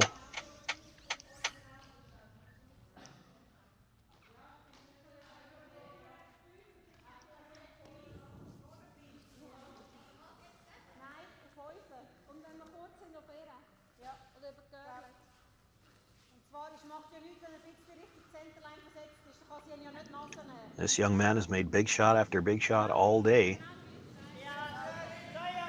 Looking for another one here, facing 4 without last rock. Needs to find a way to get in under cover. Coming off the Schwaller stone. Makes the tap. Shooter comes in, sits half the button. Didn't get the stone out the back, but Schwaller at the most sitting 3 right now, and I don't know if he's got a direct path into that. The question is, do you play the double for 5? It's thin, it's definitely there.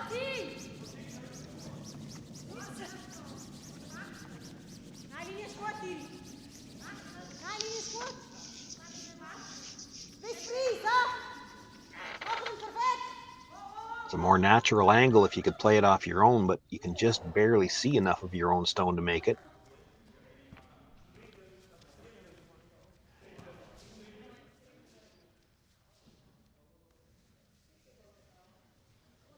There's a good look at the stone at the back. It did stay for what is 5th shot right now, so even if you're coming off your own here, this is a shot for 4.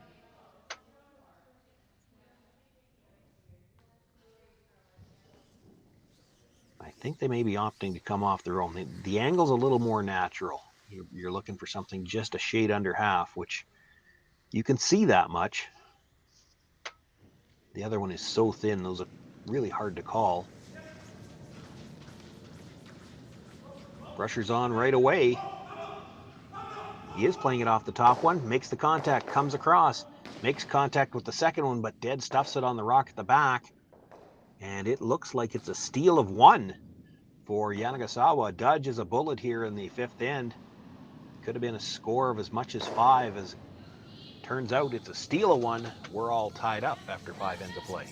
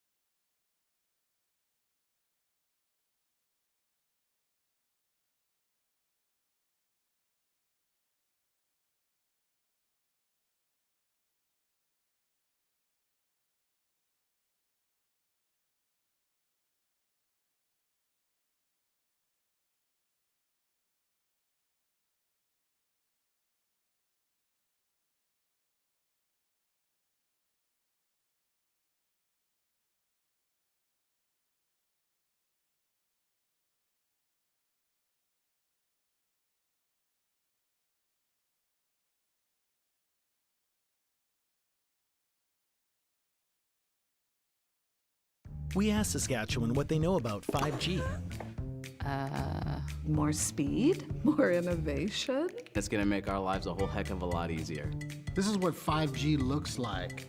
better, faster. Sounds like one more G. Sounds pretty good. I don't know what it means.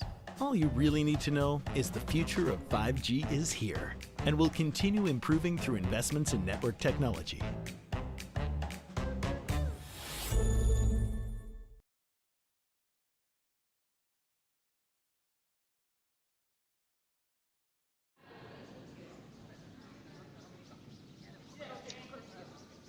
Sixth end just underway here. Yanagasawa, after dodging a bullet there in that fifth end, calling for the center guard. They've got this one up high. Yannick Schwaller and fourth stone thrower Benoit Schwartz just a whisker away from perhaps ending this game in 5. If he hits that first stone any thinner, he comes more into the side of the second one and pushes it across the back one as it is with the jam. It's a steal of 1. We're tied up. Schwaller still with last rock here. And playing in the even ends. With last rock, Schwaller going to ask for the corner guard.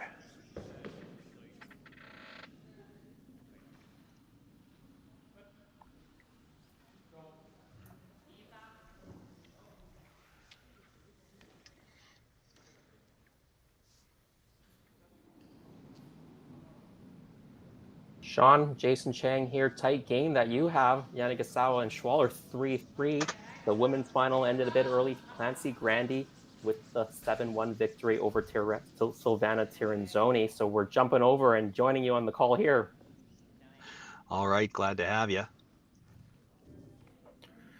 I feel a little silly talking to myself all the time. Well, you've got company. You might have more. Matt Hall, 2019 Canadian World Junior Champion. He's also jumping over, and he's got his big stats book as well. So I'll leave it to Sean to tell us how's this game been going so far. Looks like a very tight one. Looks like Yanagisawa somehow escaped with a steal of 1. I checked in halfway through the end, and Schwaller was sitting 4. Thought it could be game over. I was just talking about it just as we came back from the break. Schwaller had a double for 5 with his last one and hit the first stone just a hair too thick. Made contact on the second one, but dead jammed it on a stone in the back, and it ended up being a steal of 1. If he hits the first one any thinner at all, I might be joining you in the lounge. As it is, though, tied up. Schwaller still with last rock. Already 1 miscue just as you were joining me. The Yanagasawa team playing the second guard hogged it. So Schwaller's had a chance to use his corner guard already, and there's only the 1 high center guard to deal with. This is the 5th rock of the end, and they'll be able to start peeling after that.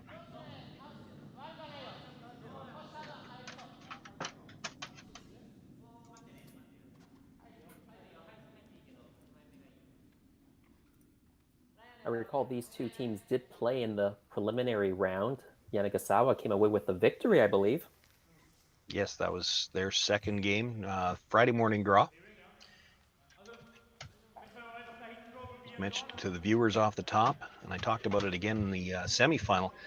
Had a chance to cover the Yanagasawa team a few times. Just a weird quirk in the draw. You never know who you're going to play in the preliminary round, and as things worked out, they actually played every one of the other 4 teams that made the playoffs in the preliminary round. So you can't say they got in here by having a soft schedule. Everybody they played made the playoffs. And they still came out of that with a 4-1 record. So maybe a name that some people here in Canada aren't quite used to, but showing that they deserve to be right here in the final.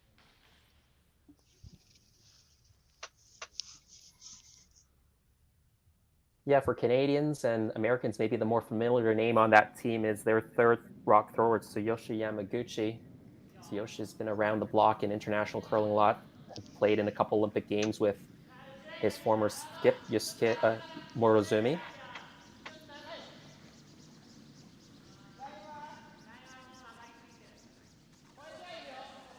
He's also very active on Twitter, commentating Japanese games, particularly Japanese women's games. Might have overcurled the guard a little bit there. There's room on that same side.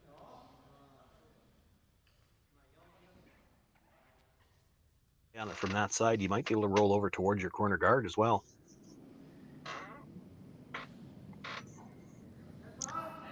Well, that would certainly be good with that blue guard where it is.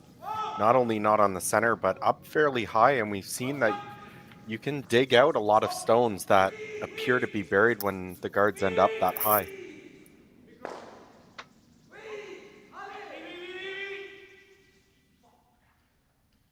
Making the hit, gets the long roll, but not quite long enough to get in behind cover. Might have left the double, and given that the guard situations you were just talking about, not great in the center, you might want to take care of these 2 red stones on the corner while you have the chance. we have seen this team, they've got the ability to throw some big weight when they want to do it too. You could actually play the double and try to get that 5-foot roll in behind cover.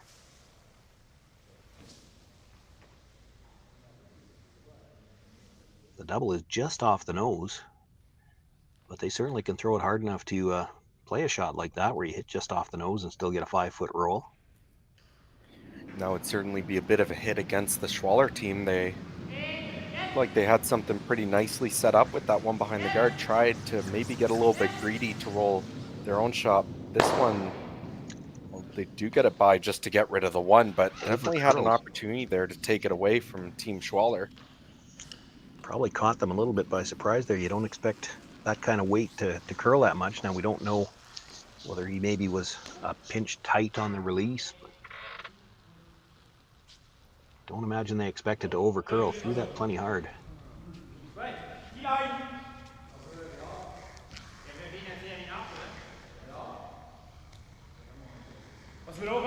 It's interesting to see both Swiss teams in the finals on the men's and the women's side, the individual calling the game, the skip throwing third stones.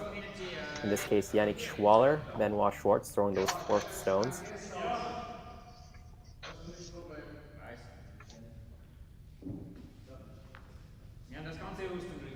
Schwartz has been a fourth rock thrower for a long time now. He was throwing the fourth rocks when he was playing with Peter de Cruz as well.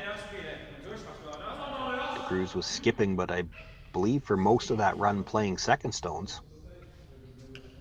Yeah, and it sounds like the new Rachel Homan Tracy Fleury team is going to use that setup as well, at least in the first part of the season, see how that goes. I believe Tracy Fleury will call the game and throw third stones, and Rachel Homan will throw the last ones, if I'm not mistaken.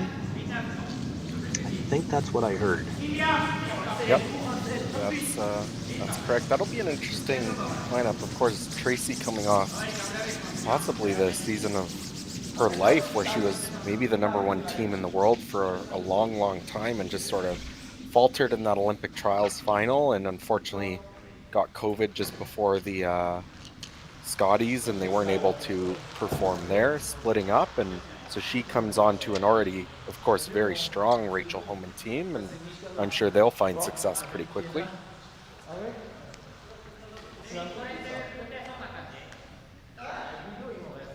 Yannick Schwaller brings that draw into the back of the 8-foot. I don't think they were trying to get anywhere near the guard, just trying to put a rock in a position where it's tough for Yanagisawa to do anything with it.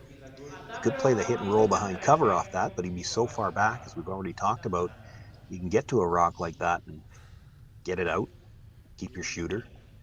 He's got the house well split right now, looking to get his deuce.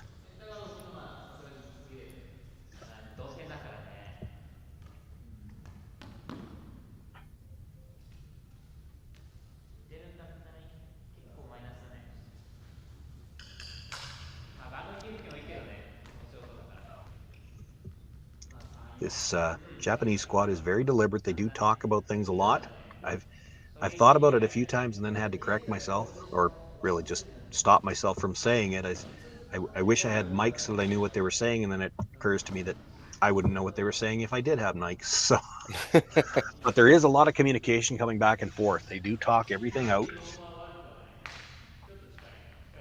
Well, I was making that observation.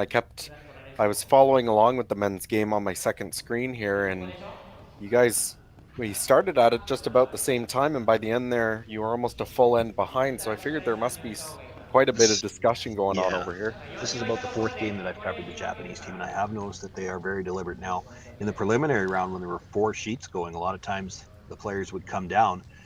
This is the only game left on the ice, so they can do it from T-line to hack. They don't have to come down. They can hear each other. But they do make sure they communicate. 4 shots like this, everybody's got to be on the same page. It is a bit of a new lineup. Skip and third have switched positions this year, and they've got a new player in at second. Yeah, no time clocks at this tournament and in most tour events, but I believe this is the team that will be heading to the Pan-Continental Curling Championships, and at World Curling Federation events there will be time clocks, so it is something to work on as this season progresses.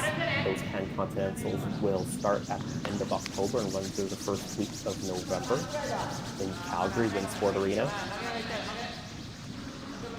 And that's the first year for that event, the first time that Canada will have to qualify for the World Championships without playing someone like Mexico or the United States.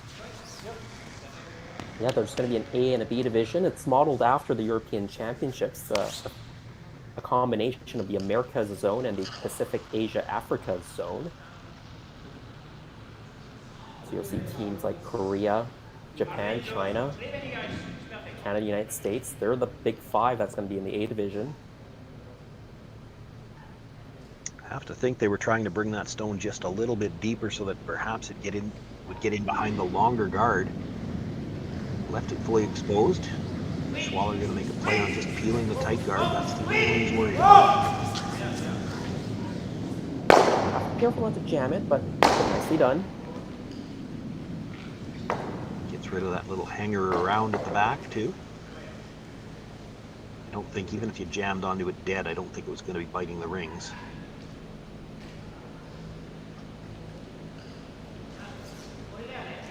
I was wondering whether they should corner freeze on the rock behind the corner guard, but unfortunately you're not even shot rock if you do that. No, yeah, you'd be second, and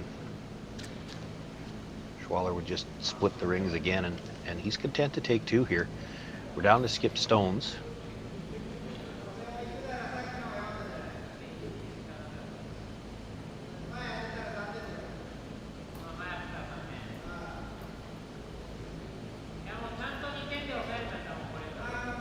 Around the center guard again at some point in time, and we might be there. You might be at the point where you have to just make sure you don't give up three.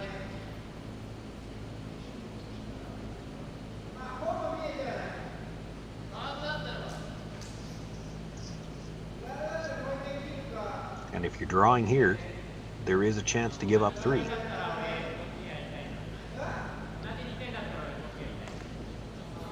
I guess the question comes down to if you're okay with giving up a two. If a two is too much for you, then you kind of have to find some way to try and limit them down. I don't really see much though. I mean, yeah,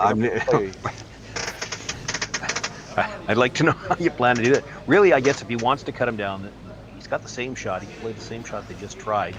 Get a tight center guard around the longer one. You know that they're not going to be able to peel the tight one if you do that, and you've got something to go around. But if you're playing with giving up three, or you do that, perhaps even four.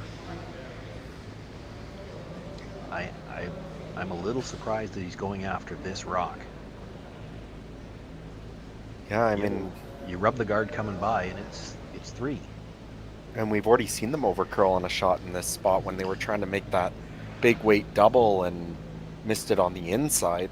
Well, and it's not like you're setting up a steal or a force by playing this rock. You know, you're still giving up two by playing this rock. Well, you could give up two by playing the one that you can see. No, there's not going to be any doubles. It's not like you're trying to group the stones.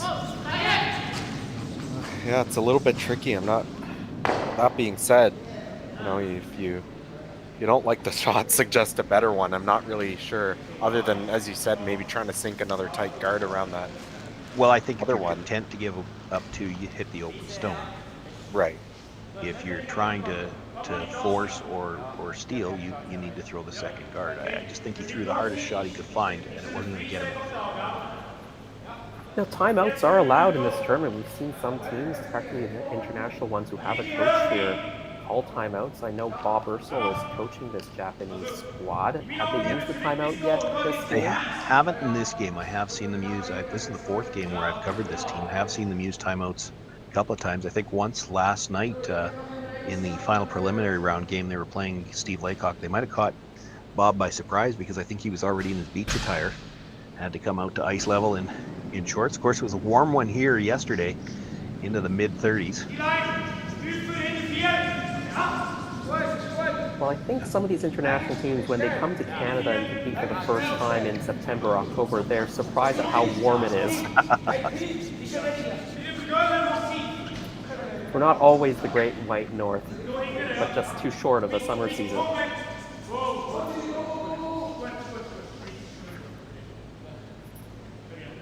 Putting that stone back in almost the exact same place, sitting 2. So now they're going to try to make a play on the open stone and perhaps roll to the back of the 8-foot. At least try to make it a little bit more difficult for Benoit Schwartz to make the hit for 2.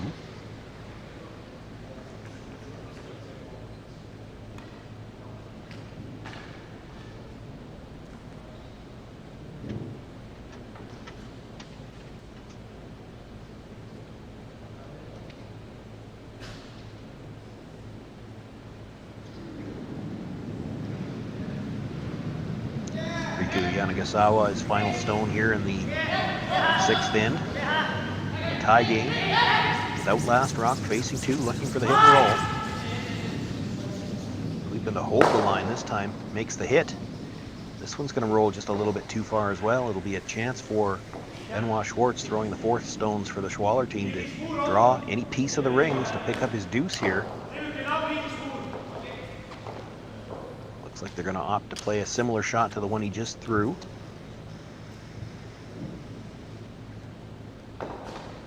You've seen this a little bit more as the event wore on. A lot of times when a skip's got a chance for the free draw to score like this, he'll throw to the wider part of the rings, come right into the button area.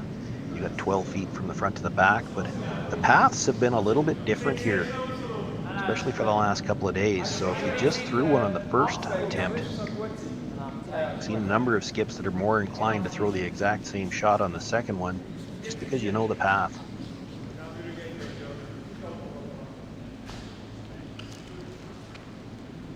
Brings it right down to the tee line, corner of the 8-foot. Does pick up his 2 points, so Schwaller with a 5-3 advantage after 6 ends of play. Yanagisawa will have last rock in the 7th. SaskTel Be Kind Online wants to stop cyberbullying. Want in on the action? You can get a grant to help. We award up to $1,000 for youth initiatives that help spread kindness and prevent bullying. It's easy. SaskTel has already given away tens of thousands of dollars.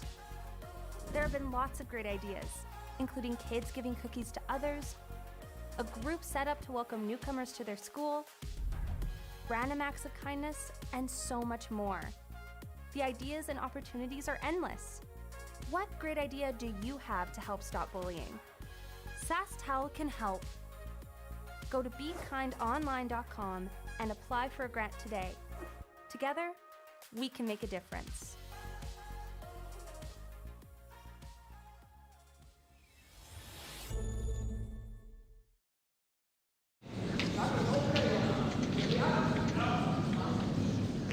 Welcome back, everyone. 7th end just underway. Schwaller forced him after taking 2 in 6. Not wanting the center guard here, so Schwaller himself comes out to help sweep, but he's got lots of weight there, brings that into the top of the 8-foot. See, Yanagisawa now will call for the corner guard.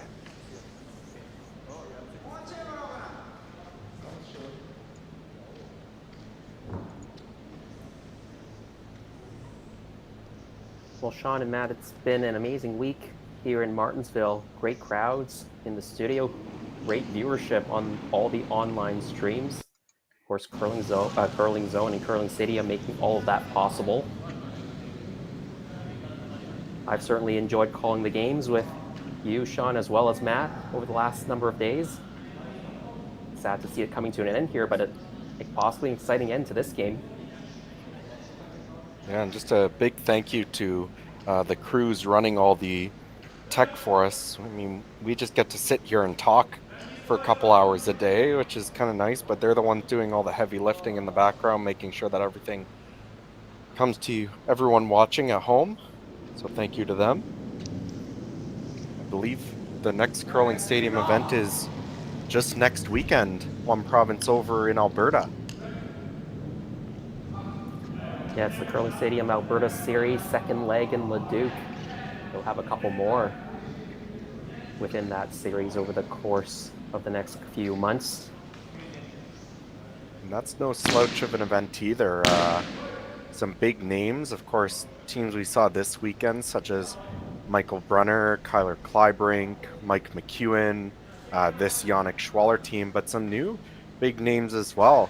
Teams like Tanner Horgan debuting his new squad, Aaron Slichinsky, who I believe won the first curling stadium event last weekend, or the Alberta Curling Series event, excuse me. Yanagisawa is in that event, and some other big names as well. So that'll be one that you'll want to tune in to next weekend for sure if you want to catch some great curling games.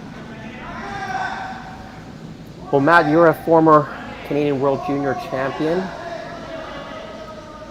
Sean, I know you played on the tour a number of years ago. I could throw a couple of rocks at lead. Maybe they should give an invitation to the commentators to enter one of these curling stadium events. We can call our own games while we're on the ice. I think my days of doing that are past. I actually played in a doubles event in Martensville in this exact venue at the start of the year last year.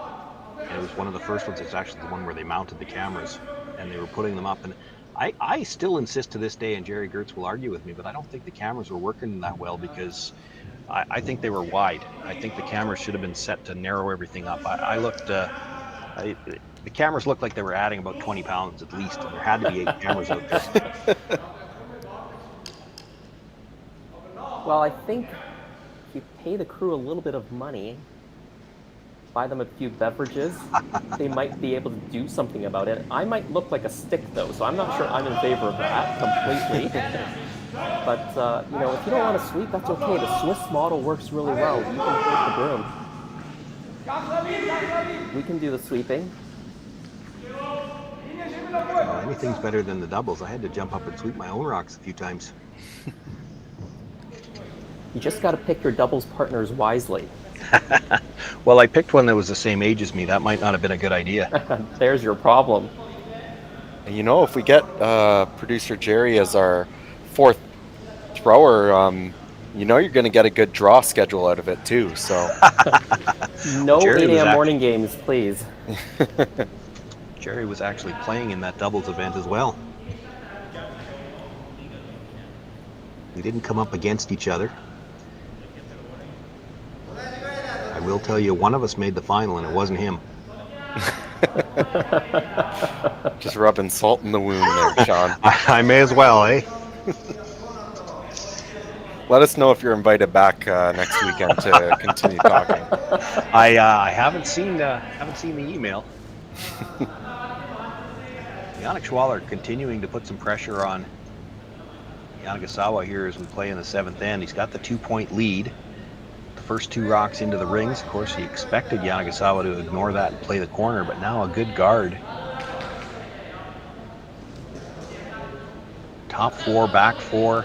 Yanagasawa wanting to move something, but he doesn't really want to start hitting things because he doesn't want to see the end disappear on him. So thinking that broom, maybe just a quiet tap. And really, he probably won't be heartbroken if this rubs the guard on the way by. Might be able to get the shooter into the rings as well that way. Yeah, as long as you're very deliberate about your weight selection. Something where, yeah, you can touch the guard and still spin into the rings.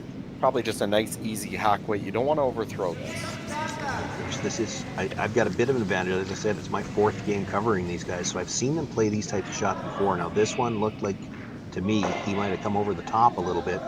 This is going absolutely sideways on him. Not his typical release. Does move the stone out from covering shot rock and keeps his shooter for a corner guard, so not all bad.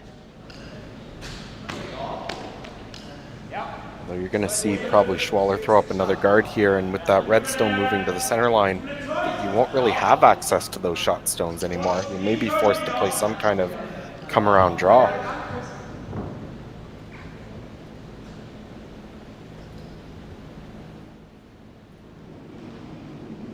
He might, but if you're Yanagisawa right now, as long as you've kept Schwaller from peeling the rocks on the corner, you might be happy.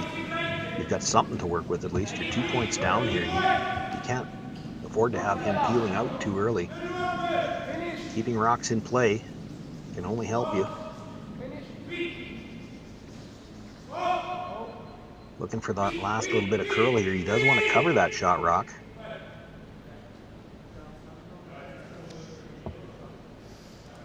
Comes up just enough to get dead buried. Yanagisawa now looking to play the tighter guard on a bit of an angle in towards shot stone. Doesn't necessarily need to absolutely kill both of them. Would like to get the one off the top of the forefoot. That one at the back of the forefoot really isn't bothering him.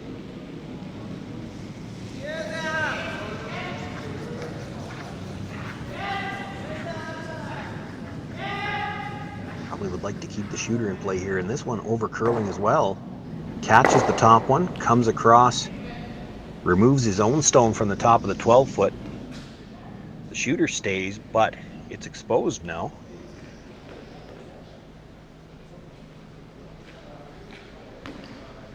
Third stones, Schwaller going to play the guard again.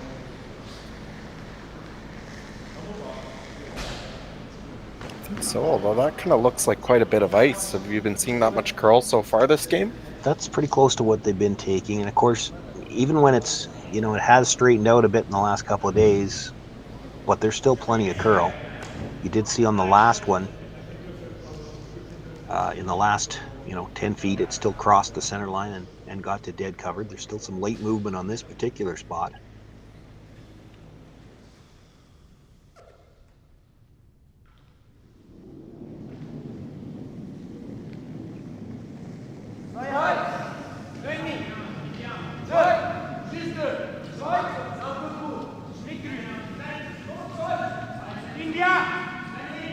Pushers have switched already, looking for a little more curl. Needs to get across the center line. Question of whether or not it's going to slide far enough to get there. Had to bring it a little tighter to bury this time, but does cover the shot stone.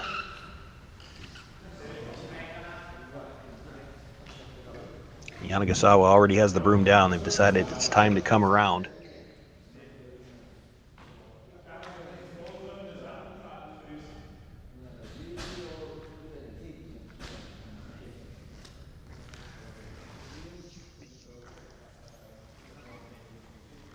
Well, this is a critical shot right here.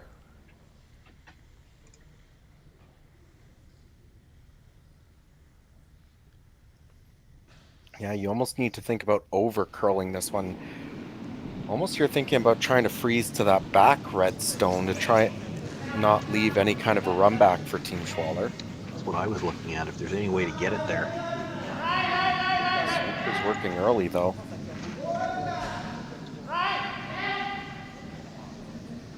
Not sure this is going to get by the red. It's going to be tight. Oh, and it will just rub coming by. Shooter comes over. Sits cornered on his own. He does have third and fourth, pardon me. Schwaller probably can't play the double on them though. It probably comes right into the red stone at the top of the 12 or top of the 8. I think so, but if you ever could draw, just sort of bite forefoot with the in-turn. There's not an easy way for Yanagisawa to come in there. He may have to end up tapping and playing that little bump and roll himself just to get to the forefoot. No doubt. You'd love to be able to hit those 2 stones when you're Schwaller, you're up 2. You hate to leave them hanging around, but it's just not safe. You do have a good situation in the middle right now. Continue to put the pressure on here.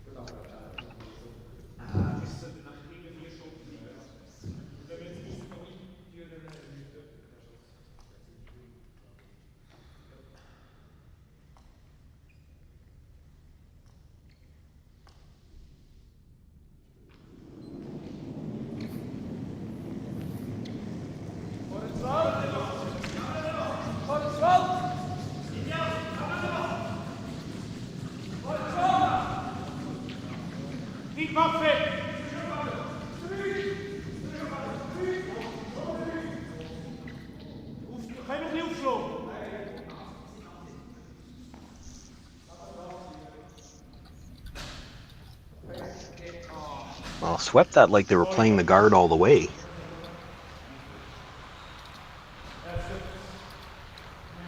So now for Yanagisawa, you might have to play the angle tap on the blue. You can hit it on the nose, bring it in off your own stone, and leave the shooter in a position where you'd still have another tap. That might be your only way to get 2.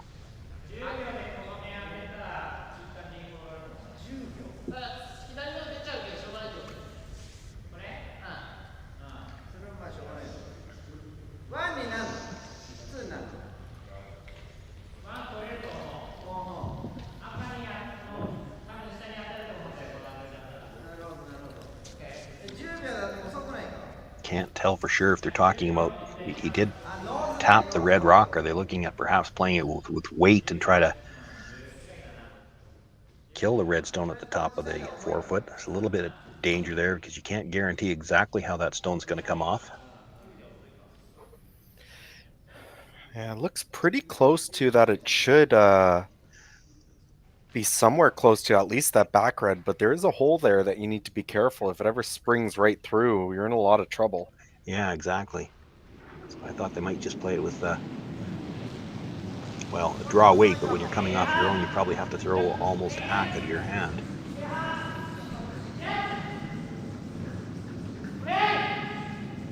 Has to be close to the nose here. Makes the nose hit, brings the blue across, spins to the back 4 foot and ends up corner frozen on the stone at the back, and left his shooter in a position where he does have access to the angle tap.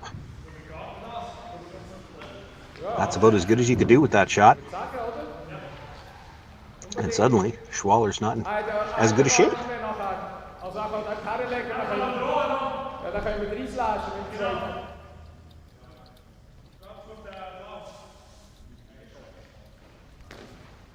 Guard the blue now? I think that's what they're looking at.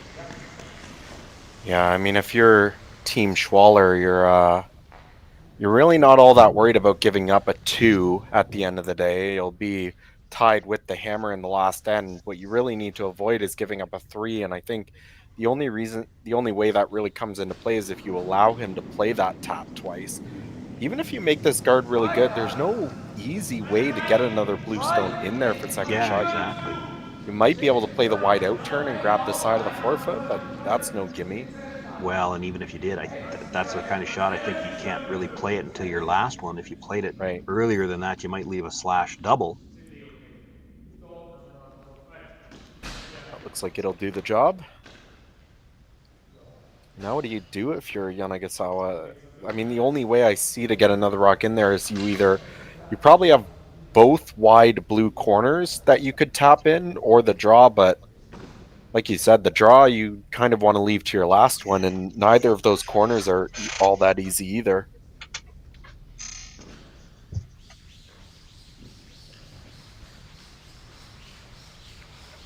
Here's the other side of it, though. If you leave the draw to the last one, and I still think ideally you'd like to, but if you leave the draw to the last one, Benoit Schwartz might just guard it. Yeah. And then what do you do? And really, like, you want to make sure you get 2 here. You can think about stealing 1 and try and steal the 8th, but if you only get 1 here, you have to steal the 8th and the extra, and that's a big ask. Even if you make the tap now, you're not getting more than 2 because he'll throw the guard.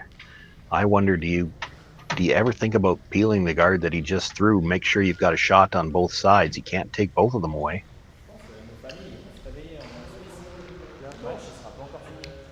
You've got the draw on the out-turn side, and if you peel that guard, you've got the in-turn tap again. If you don't, this is an all-or-nothing shot here. If you make this shot, you're going to get 2, and if you don't make it, you won't have a shot for 2.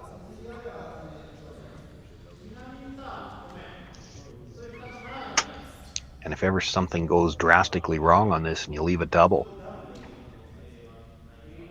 game could be over right here.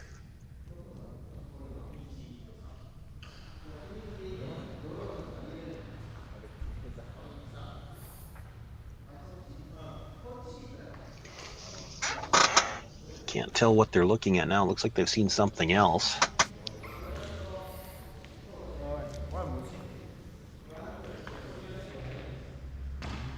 Not really sure. I don't see anything with those red rocks in the middle. It's not like running anything back will do something for you. No, I can't say that I see anything there either. Well, maybe, are they thinking if they hit the 2 reds that are side by each, do they think that one is going to come back and push that blue into the rings? I don't think it's ever going to get over the top enough to push it towards the 4 foot. Might be able to push it into the 8 foot, but the 2 red stones in the rings are still covered. That doesn't really help you. Yeah, either way, it looks like whatever they were looking at, they didn't like it, so they've decided to instead go with this long angle tap, but kind of like this is maybe a better angle, easier to get it deep in there, but you sort of run into the same problem as that draw. If you end up not tapping it far enough or put it in the bad spot, you could leave a double. There's a lot that could go wrong with this. You could leave the double. If you hit it a little thin, you put it onto the red at the top of the forefoot and tap it in for shot. Anything onto the side of that red stone, the blue will still be accessible. This is a big shot here now. Having said that, Yanagisawa has made big shot after big shot all day. Needs to pull one more out. They seem to like it. I think it's close. Actually going to be just a little bit too thick on the contact. They might have been better to sweep that back after the contact. I think he's left the double. I think so too. Even if Benoit Schwartz doesn't make the double here and he rolls into his own red, he's going to have the right amount of spin that he could just end up spinning up into the forefoot anyways.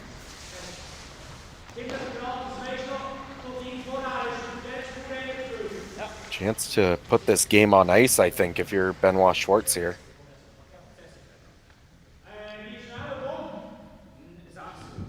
Yeah, if you can stay flat enough to make the double, stay full forefoot.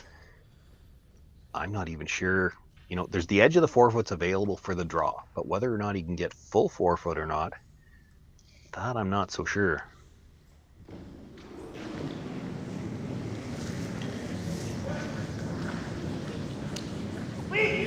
Schwartz with the hit, they call the sweep on right away. He needs fairly thick contact on the first one. Makes the hit, comes across and just onto his own, but does, as you said, spin up and actually probably into a better spot. There's no draw for one. He's going to have to play some kind of an angle in. Now the only good thing for Yanagisawa, if he hits this just right, could he get three?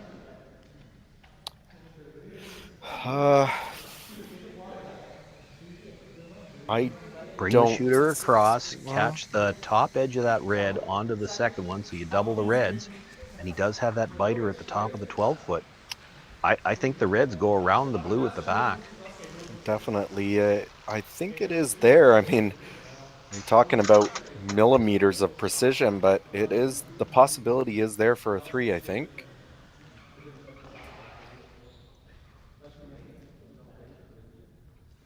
Either way, Really, I think this is I think an if you're all going or to score, nothing.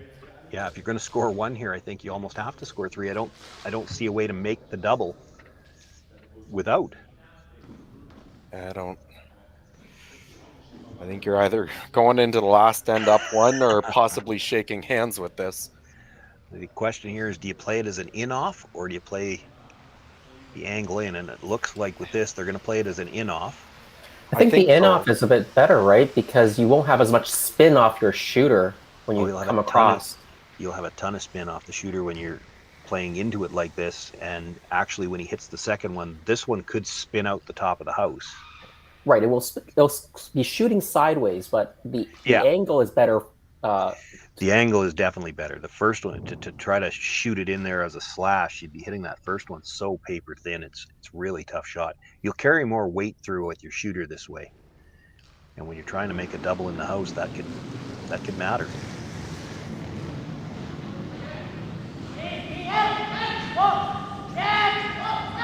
Had one sweeper than the other, so this has got to be close. Makes contact, catches the third one. Now is it going to leave the rings? Wow, he hit that where he needed to hit it to get three. Not able to quite get it all the way out of the rings. He will pick up two, but within a couple of inches of taking the lead, we're all tied up after 7 ends.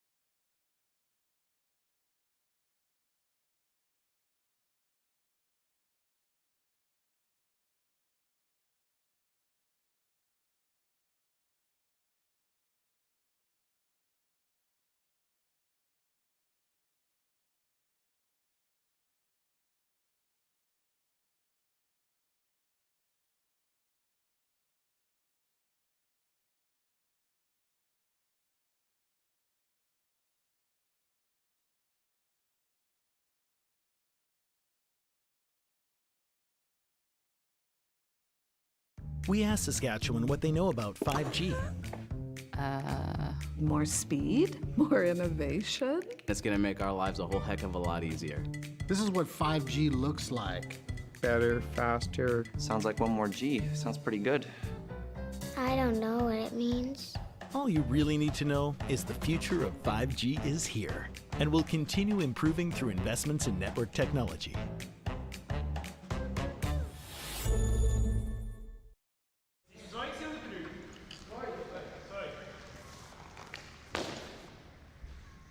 Well, an outstanding final shot by Riku Yanagasawa came within a couple of inches of taking 3 points and the lead. An in-off double ties it up as we play the 8th end here. They throw the first for center guard. It's a little bit off the line. Schwaller looking for a kick shot here. They won't mind putting this into the rings. They just want to get it off the center line. James, that was more than outstanding of a shot.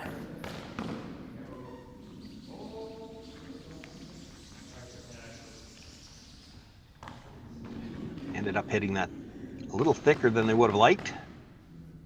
Puts it through the back. Well, that is a free guard zone violation. They put the stone back, remove the shooter.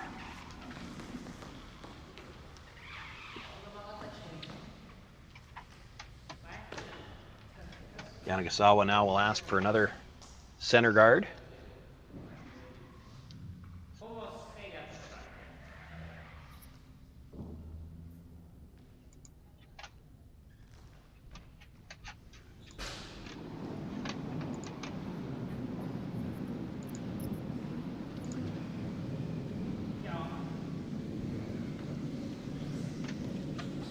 Sean, based on where all the rocks ended up after that fantastic last end shot from Yanagisawa, they probably could have gotten it for 3.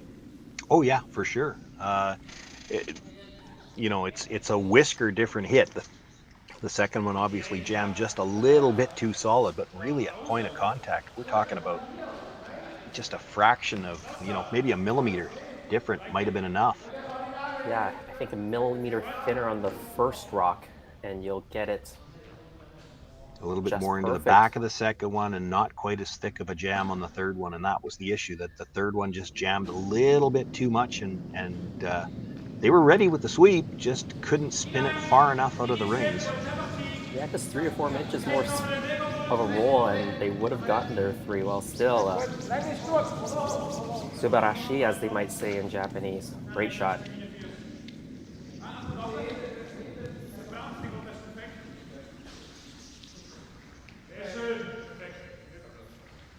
Well, with 2 guards up there, not going to attempt the second tick shot. And don't think they wanted it where it ended up either. It ends up in the back 4 foot out in the open.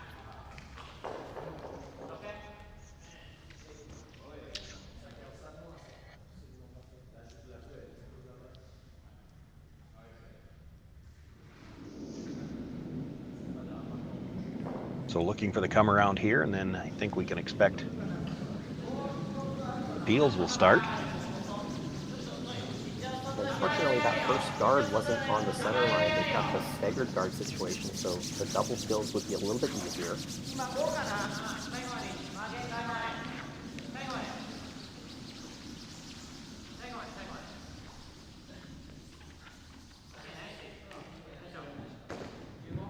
Brings that stone in to just nibble the top of the 4 foot, but it is second shot. Now the double peel is the call. You get this over the top of the second one, you might even be able to bring it back and maybe move that stone off the top of the 4 foot.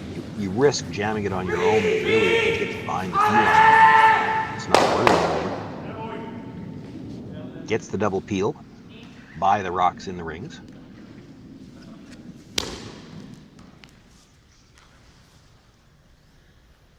Yeah, tie game in the last end, and Matt Hall was telling me earlier that at the top level, men's, the Hammer team in this situation probably has an 80, 85, perhaps even higher percentage of winning, depending on the team.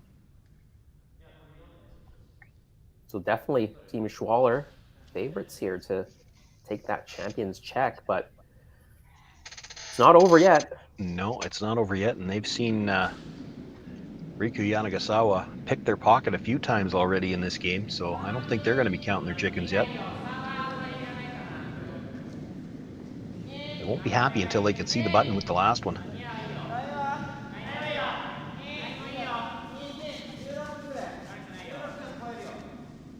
Not sure how many chickens there are in Switzerland, but I think they have a lot of sheep.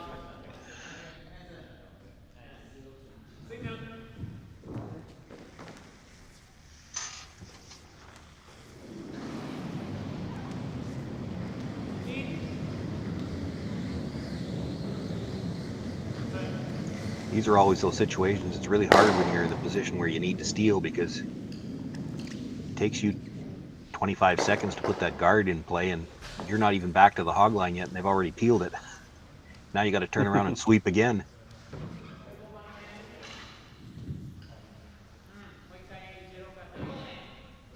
Well, they just got to keep putting up a good guard here.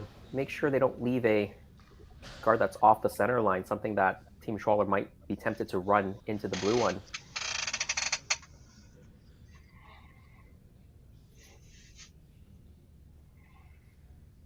I think both these teams, by making the final, have pocketed 5,000 Canadian dollars.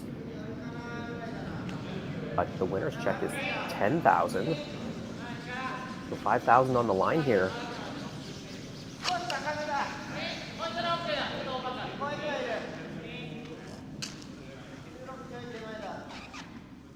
And I love those events in Japan where they have these big novelty checks with 1 million yen. And that's $10,000 approximately in Canadian, but it sounds so much more when it's 1 million yen. You see all those zeros and you get excited, do you? Well, that guard curls just enough that it teased Yannick Schwaller. He thought about making a play on the stone at the top of the forfeit just because he can see a sliver of it. But opting to peel the guard.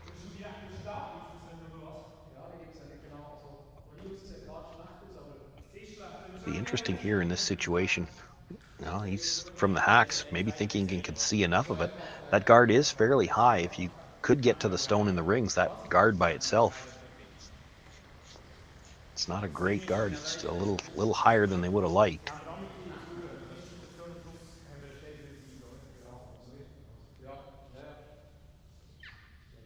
Still thought he would just straight peel it. And I was just about to ask you the question, Jason.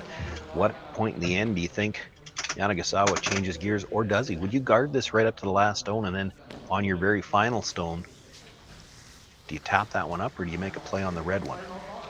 You're not shot rock right now, so you have to do something eventually, but you could wait right to the last stone.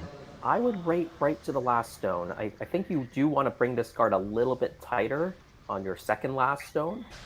Not too tight to induce the double, but a little bit tighter, right in line. And then hopefully you get a chance to maybe play a hit and roll off that red one. Maybe sit two and force Benoit Schwartz to make a double and stick for the win.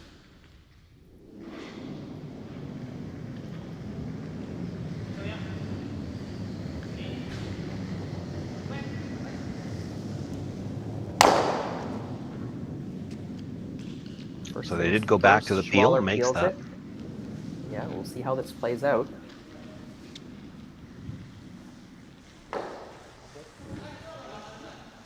Ruben goes down, so another guard, not unexpected here. No, it does maybe put something in your head here. You do know that Schwaller came down on his last one, so he's got to be thinking, hey, if we're not dead in line here, he's going to make a play on shot stone.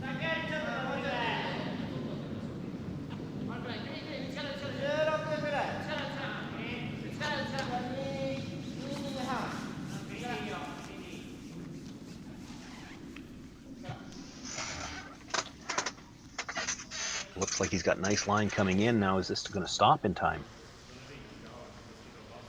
Well, if he was thinking about it the last time, he can see a little bit more this time, but the guard is tighter.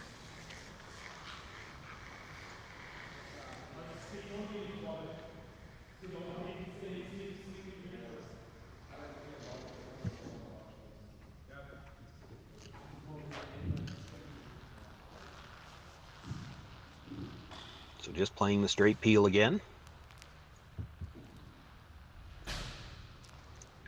it'll be just the skip stones left to come.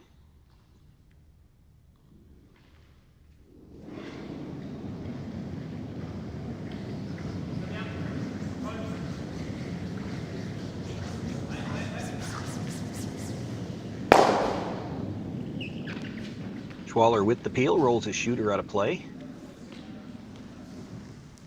Yanagisawa surveying the situation. He's thinking about playing into the rings now. I'd love to see them call a timeout and get Bob Bursell out again. I want to see if he's in his Hawaiian outfit. Well, I didn't say it was Hawaiian, just the beach attire. He had his trunks on. No Speedos here, right? I think the days for Speedos are past. For his age, yes. Well, he's my age, so I'm not going to go too far there.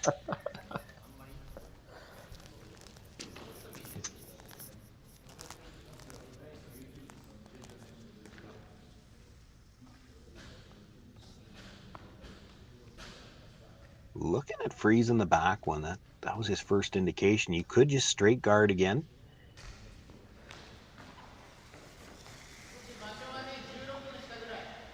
Problem Sean, with if you go straight guard, what does Schwaller do? Do they just peel off the guard again? If the guard is perfect, do you just peel again? I think you still peel on the guard, because what do? You play into the rings, and no matter what you do, he's going to either be able to come in off that one or what you leave him with the next one. He's got to peel the guard. He's got to make sure the middle's open for his last one. The problem, if he's playing the freeze here, and I think he might be, is that if you're dead frozen on the red stone, this isn't last rock.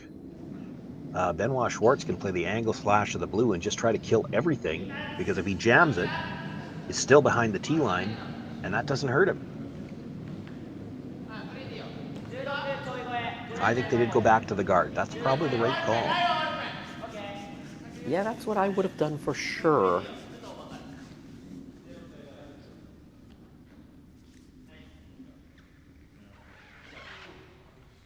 And he puts it dead lined up.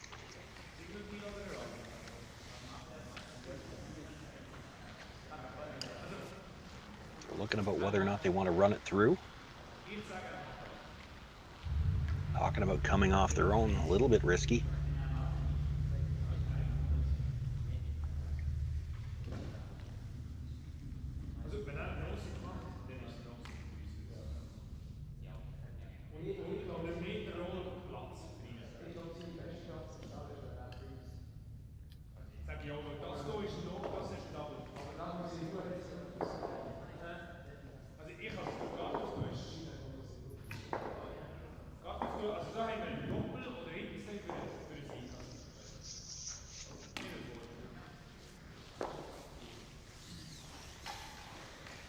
They talked about a couple of different shots, but I think in the end, going back to the straight peel.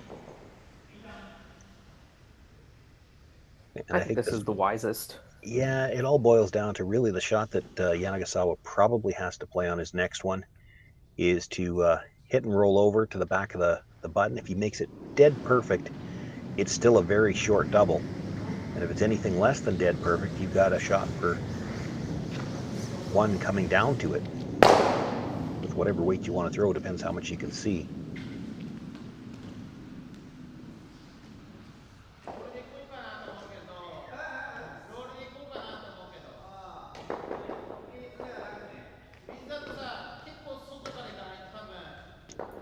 Front edge of that stone's at the tee line, so if he plays the hit and roll over, his rock's going to be basically splitting the tee line. There's only going to be a foot and a half between the two blue stones. That's a pretty short double.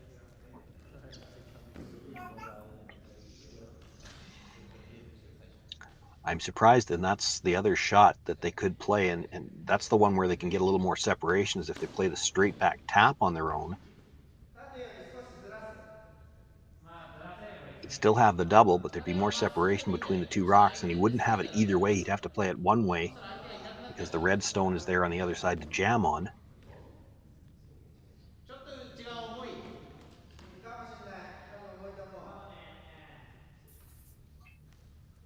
I guess you can also corner freeze onto the red one.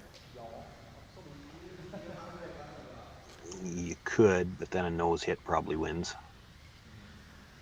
Yep, it would be a nose hit, but you can't roll away, so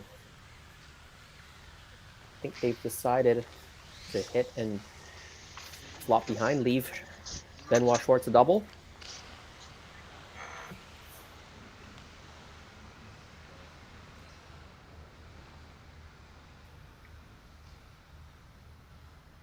Well, there is the possibility with the double being short enough, maybe if he makes the double, he has to roll out.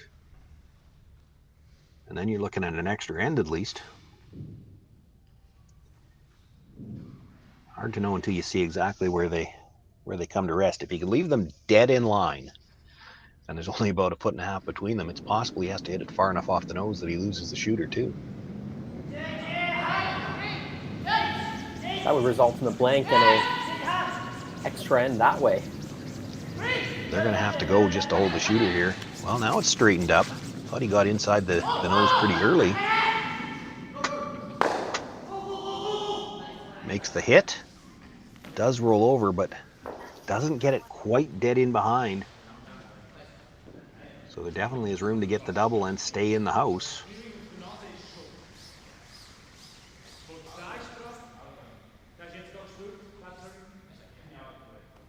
Nose or just off the nose a little bit. With the weight that Benoit can throw, he can probably get away with nose.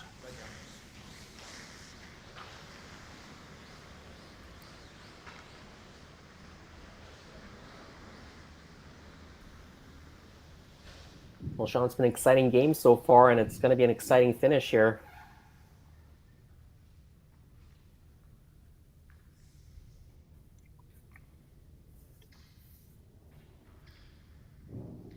Benoit Schwartz, fourth thrower for the Schwaller team.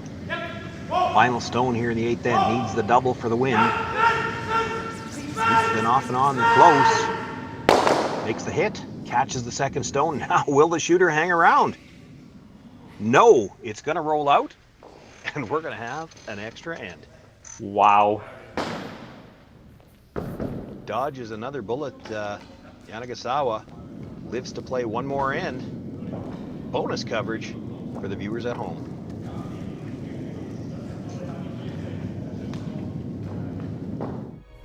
Imagine a place with endless possibilities.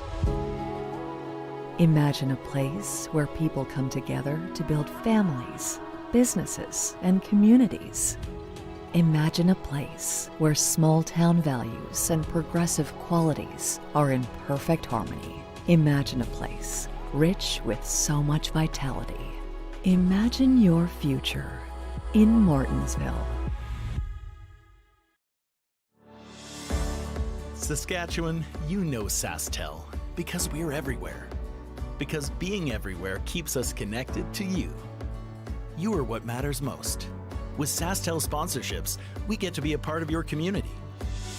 From the dance competitions, to the rodeos, to helping discover and embrace technology across the province. We're here with you, and we're here for you.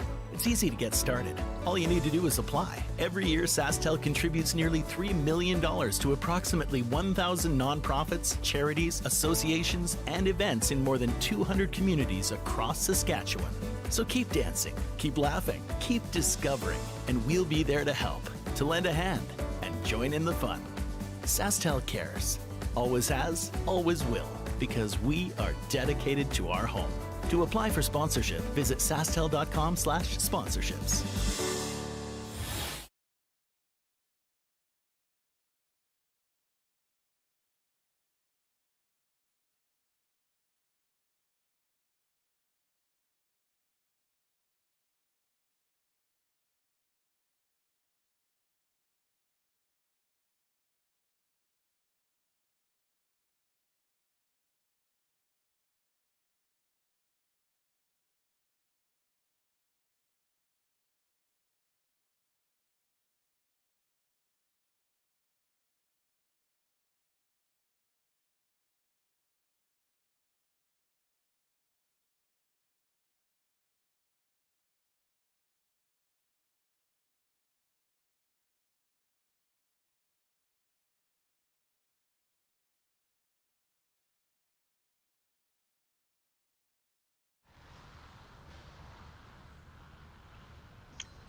Well, extra end coverage here from Martensville. And it has just been one of those games, if you've had a chance to go back and take a look at the replays, there's been a few chances, both ways really. Benoit Schwartz had an in-off double opportunity for 5 in the 5th end. Jammed the stone at the back, and it ended up being a steal of one to tie the game.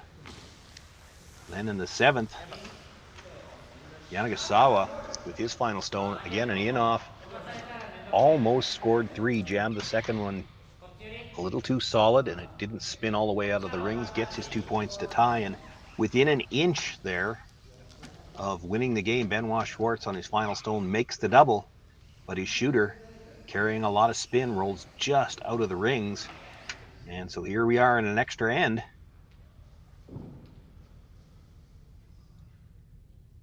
The center guard thrown with the first one, and this time we see on the tick attempt, they push it into the corner of the 8-foot and roll the shooter a little bit off center.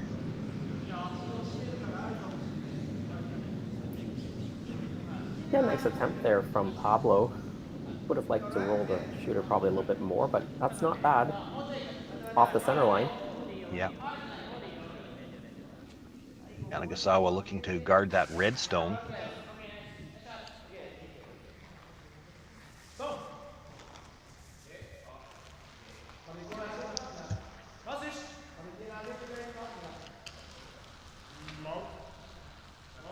Schwaller looking to perhaps play the tick on that again. He could just hit the open one.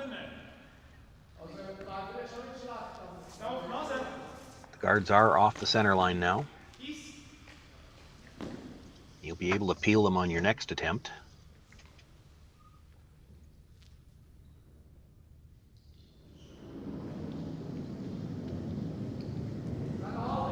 If you play the tick again, you could actually make it worse for yourself. Yeah, there is that risk, right? You could put it to the center line.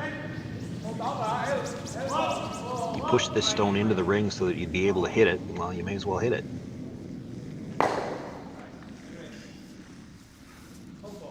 Hangs around in the rings. It's the kind of stone where you try to stay on a shot like that, because if it comes down to an open hit with the last one, you might not have to stay now. And yet it's far enough out to the side that it's not going to be in your way if you do have to throw something to the middle with your last shot. Yeah, they wish they had that kicker in the last end. Yeah.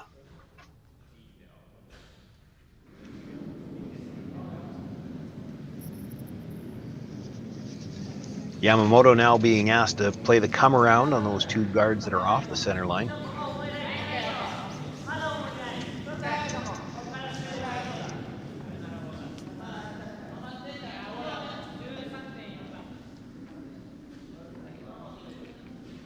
Plenty of room coming by. This looks like a lot of weight. Yeah, this is going to slip well deep. It's a big mistake here. Hangs around, but I think Schwaller might still be shot. And the reason that matters, if the guards all disappear and you want to be sitting 2 to try to steal your 1, well, that rock's not going to help you. You know, back 8-foot even. The guards all disappear. You can sit 1 top 8-foot. You're sitting 2. You force Schwaller into a decision, but that rock is already second shot. That kicker already has you beat, and he would just have to make shot rock go away. A lot of rocks to come before we see how that plays out.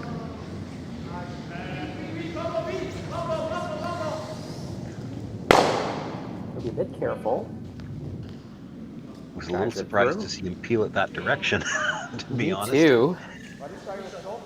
Wondering if Sven just has a preference for that side on the peels. It could be Sven, could be the team. A lot of teams traditionally, not necessarily as much these days, like to peel from the outside in. That's one of the things that I found with players is, as I went from, you know, I'm of the generation where we started with no free guards and then gradually had 3 and then 4 and then 5. A lot of players in my generation got used to playing everything from the outside in, and nowadays, because there's usually a rock in the 4-foot, a lot of peels are played from the inside out. So I've played with some younger players who are far more comfortable playing from the inside out.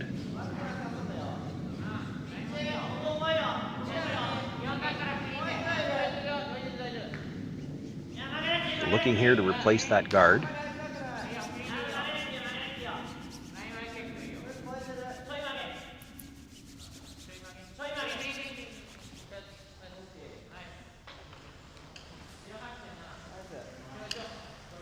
Might have left him a little bit of an angle if he wants to try it, but you'd be flirting with staying on the center line with your shooter. It would be really high.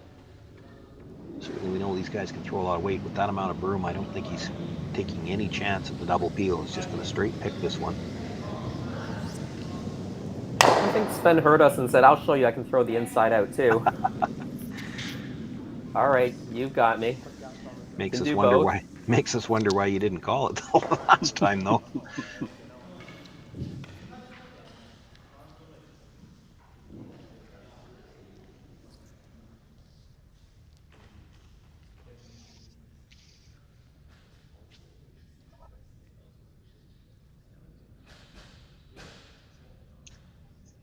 Now the difference here this end as opposed to last end, when regarding the center line, the last end, this end, with that guard being about a foot off, just protecting the corner of the forefoot, if you keep throwing guards too long, I think on Benoit Schwartz's first stone, he might actually draw.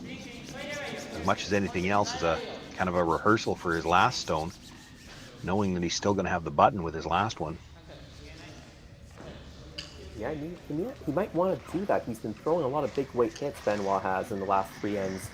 Yeah, so that's something you have to be a little bit conscious of if you're Yanagisawa. You can't just... You'll be able to throw guards for a couple yet, but you might have to make a decision on your first one to come in, because if you throw one more guard at that point, Schwartz has no reason not to come around, and he's always going to have the pin available for his last one after he just had a chance to throw a draw.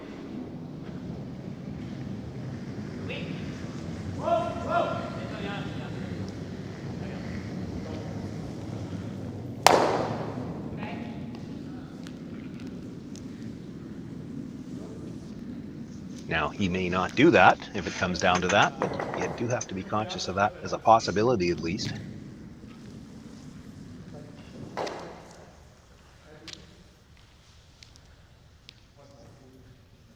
Well, at least one more guard for sure. Oh, for sure, yeah. It's just a question of whether you throw a guard with the skip's first stone, or do you have to come in?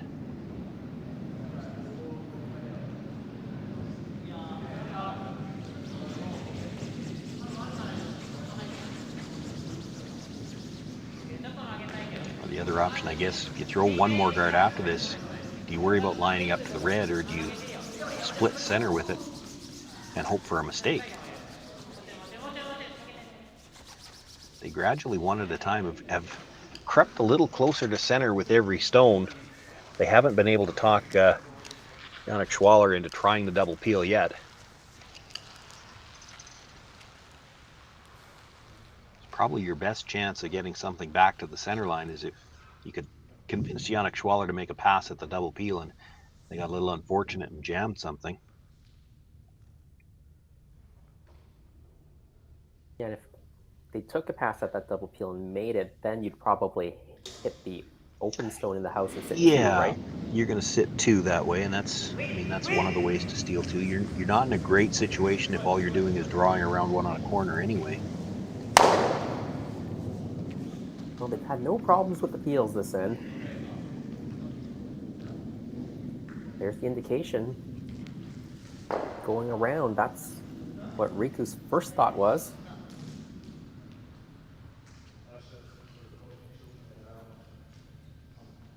Taking a look around the outside. It matters a little who's second, but not a lot.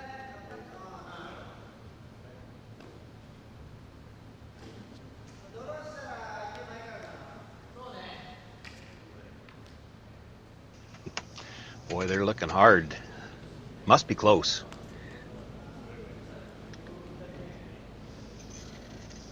I agree with you. It probably doesn't matter too much. With this guard still in play, you're going to go around it. I don't think you're ever hitting the red stone.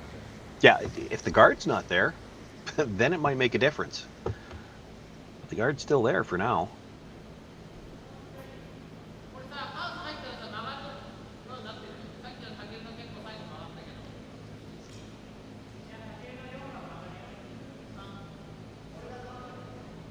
trying to look at their hand signals to figure out what they were doing or trying to indicate. But I didn't understand that. No, the only ones I figured out, and I think they're kind of universal, they've got the fist to the hip is bumper weight, and they had one that was a little lower than that. The hand was on the knee, and I figured, well, if fist to the hip was bumper, that must mean hand on the knee is hack. And those are the only two I've been able to figure out. For a lot of it, they don't use a lot of hand signals. They do talk to each other. Of course, with no other game left on the sheet, it's pretty quiet out there right now. They're able to talk from one end to the other. Yeah, in the future when we have the player mics. The player mics on the Japanese team aren't going to help me a lot anyway. I'm going to teach you one word of Japanese right now. When they want hack weight, it's haku. So, same word, basically. Nice draw. Fully buried. It is only in the 8 foot though, so right now Schwaller has a lot of real estate to draw to. For the win, what would you do here if you were Team Schwaller? Would you peel off that guard and... When you're going to be facing two, they did put that draw in a very good spot, because when I was talking earlier about if you just leave that and Benoit Schwartz was going to draw, that's where he'd want to go. He'd want to go in that path. I guess if you were going to draw now, you could draw edge of the 4 foot on the open side. They'd probably have to play it, and then you're going to have an open shot for your last one.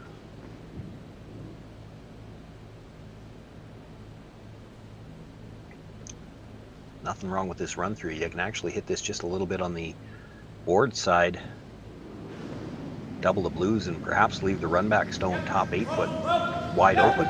That would be ideal. What you don't want to be is just on the inside and roll to the center guard. If you're not doing that, that's a great result.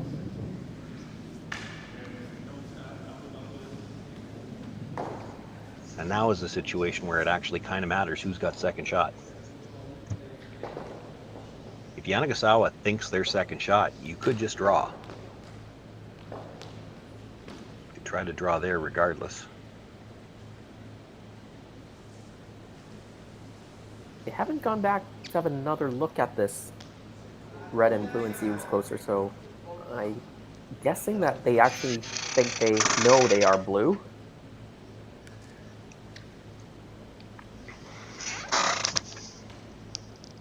I'm still looking at it, and I still think it's the Schwaller stone. It is close, though. It's really close.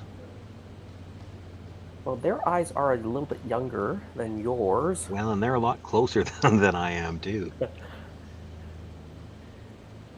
I'd hate to be wrong. If I were the vice and that's the call I that's the call I made and told my skip we're closer, I better be sure.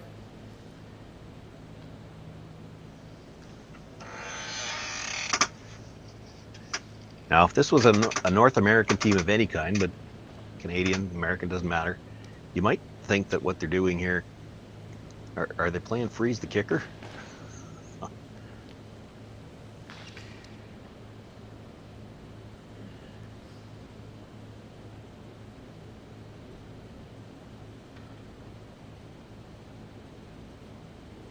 You know already, if you put this in a spot where it's difficult to remove, Benoit Schwartz is simply going to draw. Yep, absolutely. If you think it's important to be sitting two, and I tend to think it might be important to be sitting two here, you can't put this in a great spot where you can expect him to hit and roll out. If you put it, they did talk about drawing wide towards that corner guard, but if you get anywhere over there, he only needs to be just full 8 foot with the draw, and he's just going to draw.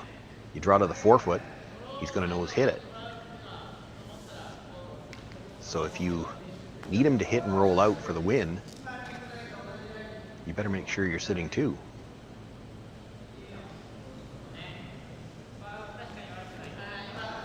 I'm starting to think Bob Ursel maybe has fallen asleep because they're not calling a timeout, and it might be a good time to do so, but if Bob's on the couch...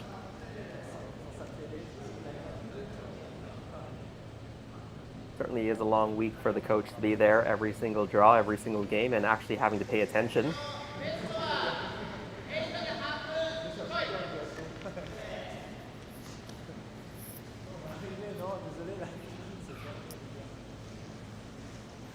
Well, I think they've decided. Drawing to the top of the 8.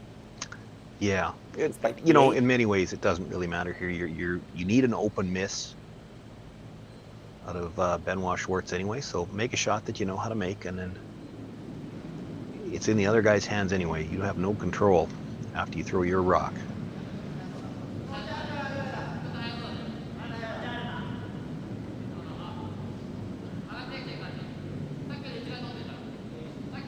Nothing out of the brushes so far. I have been very impressed from this Yanagisawa rink, particularly Riku. Makes some great blast stone shots. Looking to just bring this in for shot or second shot. Well, he didn't get second shot out of it. But they've covered their backstone, so they do force a draw, I think. Benoit Schwartz is going to draw, and you know what? If he misses the house, you might see them measure this anyway. I'm not sure who's got shot rock.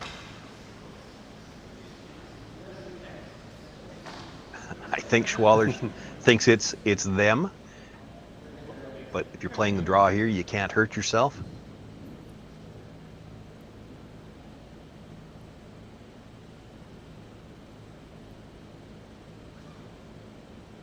Nothing against Team Schwaller. I'd kind of like to see the measure, though.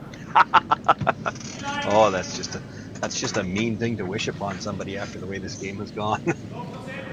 I've been a big Benoit Schwartz fan for a long time. I really feel like they deserve an upgrade from that bronze medal they've been winning so often. Rushers have been off and on this all the way down. It means they like the weight. He will put it right on the top of the button. Benoit Schwartz, the fourth thrower, putting the stone on the button. Schwaller will pick up the single point and the victory here in an extra end over Yanagasawa, and thus concludes all of the action here from the Curling Stadium Martensville International. Schwaller the winner on the men's side. We want to thank everyone who's been with us all week. My name is Sean Joyce. It's been Jason Chang joining me here for the end of this game. Outstanding curling. We've enjoyed it. We hope you did, and we'll look forward to seeing you at our next event.